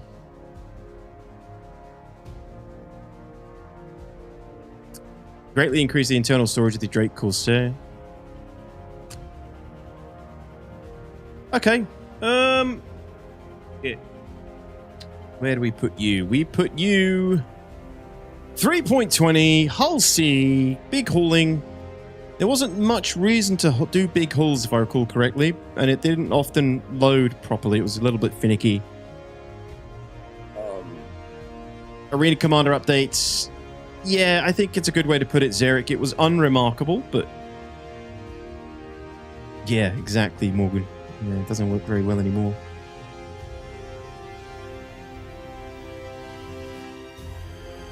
Anti-combat logging, aka Avenger 1 patch? Dude, it wasn't... There were a lot of PvPers were doing it. It wasn't just A1. I'm not going to say names, but... people were doing it. A lot of people were doing it. A lot of the top dogs were doing it.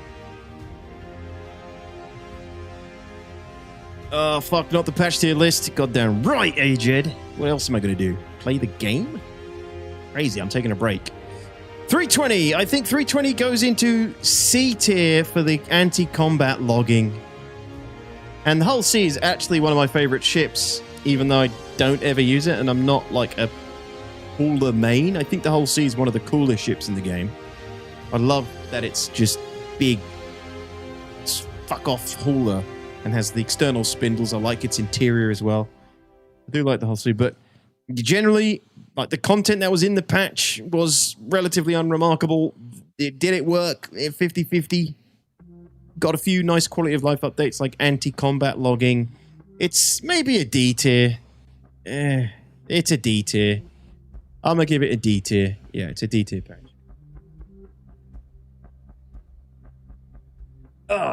Okay.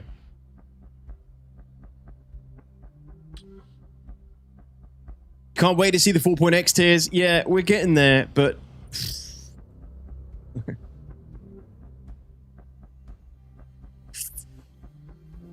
We'll do one more. We'll do 321. We'll do 321. There were so many of the top PvPers who combat logged in hacking AC to prevent their KD. Exactly. Yeah, that too. But we caught one or two of them in the PU in fights. Combat logging. As well. No. I do like big phallic objects, Morgan, yes. Should have scored higher had the Hull C worked as advertised. Yeah, I think if the Hull C came in and it was flawless, it would have been a C tier, but it was hit and miss. I remember people going into the loading zone, nothing happening, remember it being really janky. I remember ships blowing up.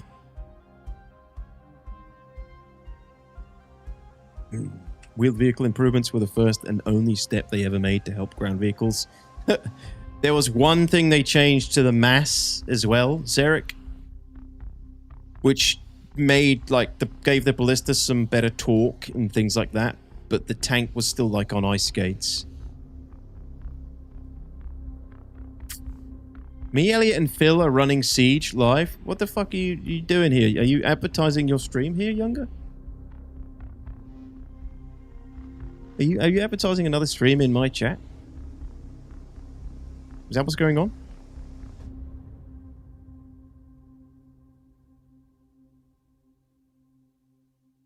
Moderators, Banhammer's ready for Younger.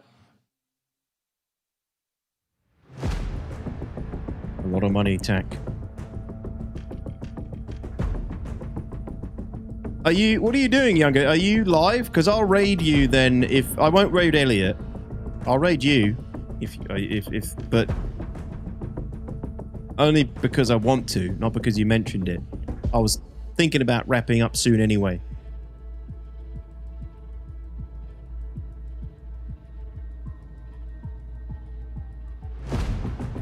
What the hell is this guy up to? Let's go take a look. He's live? What a son of a bitch.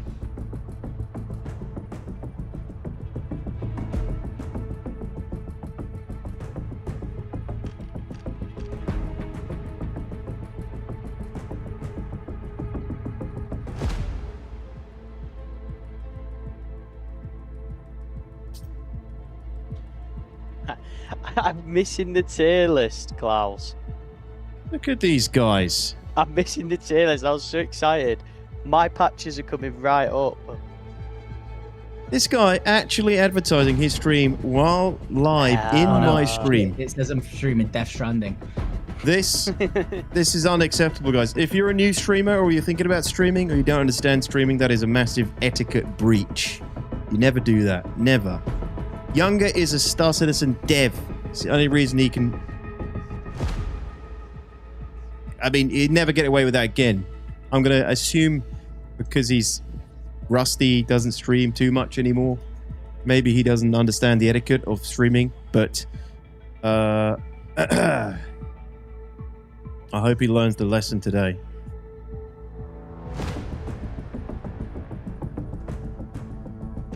What the hell is he doing?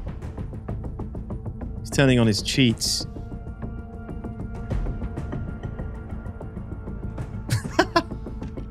He says, no, I didn't mean for this. Yeah, whatever. That's what they all say, guys. That's what they all say. Oh, no, that's not what I meant. No, don't all come over and check out my stream. All right, well, I tell you what, guys. This is about time for me to wrap up anyway. I will send you over to Younger. Again, ladies and gents, Younger is a CIG dev. Oh, you're going to invite me to join? Oh, hell no, man. No, I appreciate that invite. That would have been awful because I would have been playing with Elliot, but next time, maybe in 4.10 live, that's probably when I'll be ready to play again. But if you're on YouTube or Kick or Twitch, go over to Younger Games' channel. Go check him out. We'll carry on the tier list. Next time, guys. This is where we are at the moment. We've just hit 320. Probably a good wrap up. A good wrap. Cacksacker?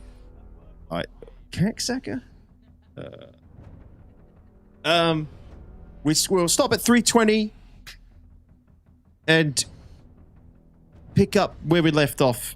We'll see what next week brings.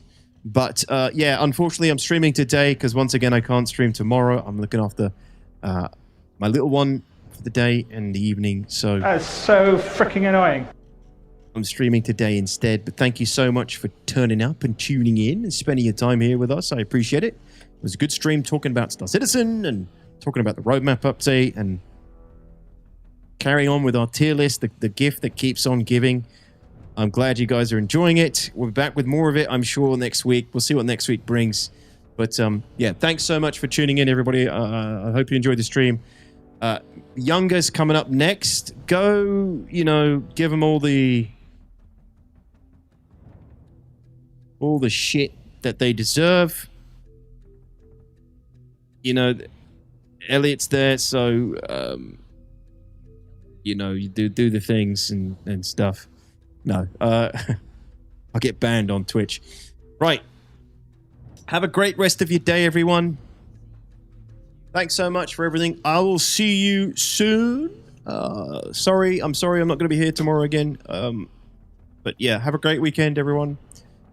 Everything should be back to normal again next week, at least for next week. Who freaking knows what's going on the week after? But yeah, I should have a video dropping, Galactic Contention video dropping tomorrow as well. So yeah, much love, everybody. Take care. I'll see you soon.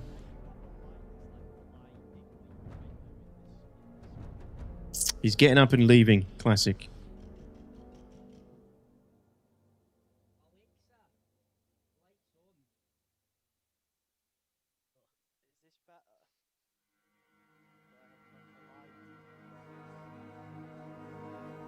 Have a good weekend, everybody. Bubbers and Eddie, thank you for the last little dono at the end. I appreciate that, man. Thanks a lot. Cheers, mate. Praying gesture emoji. Hugging Cheers, face buddy. emoji. Good night, everyone. Thanks so much. Goodbye. Goodbye. Goodbye.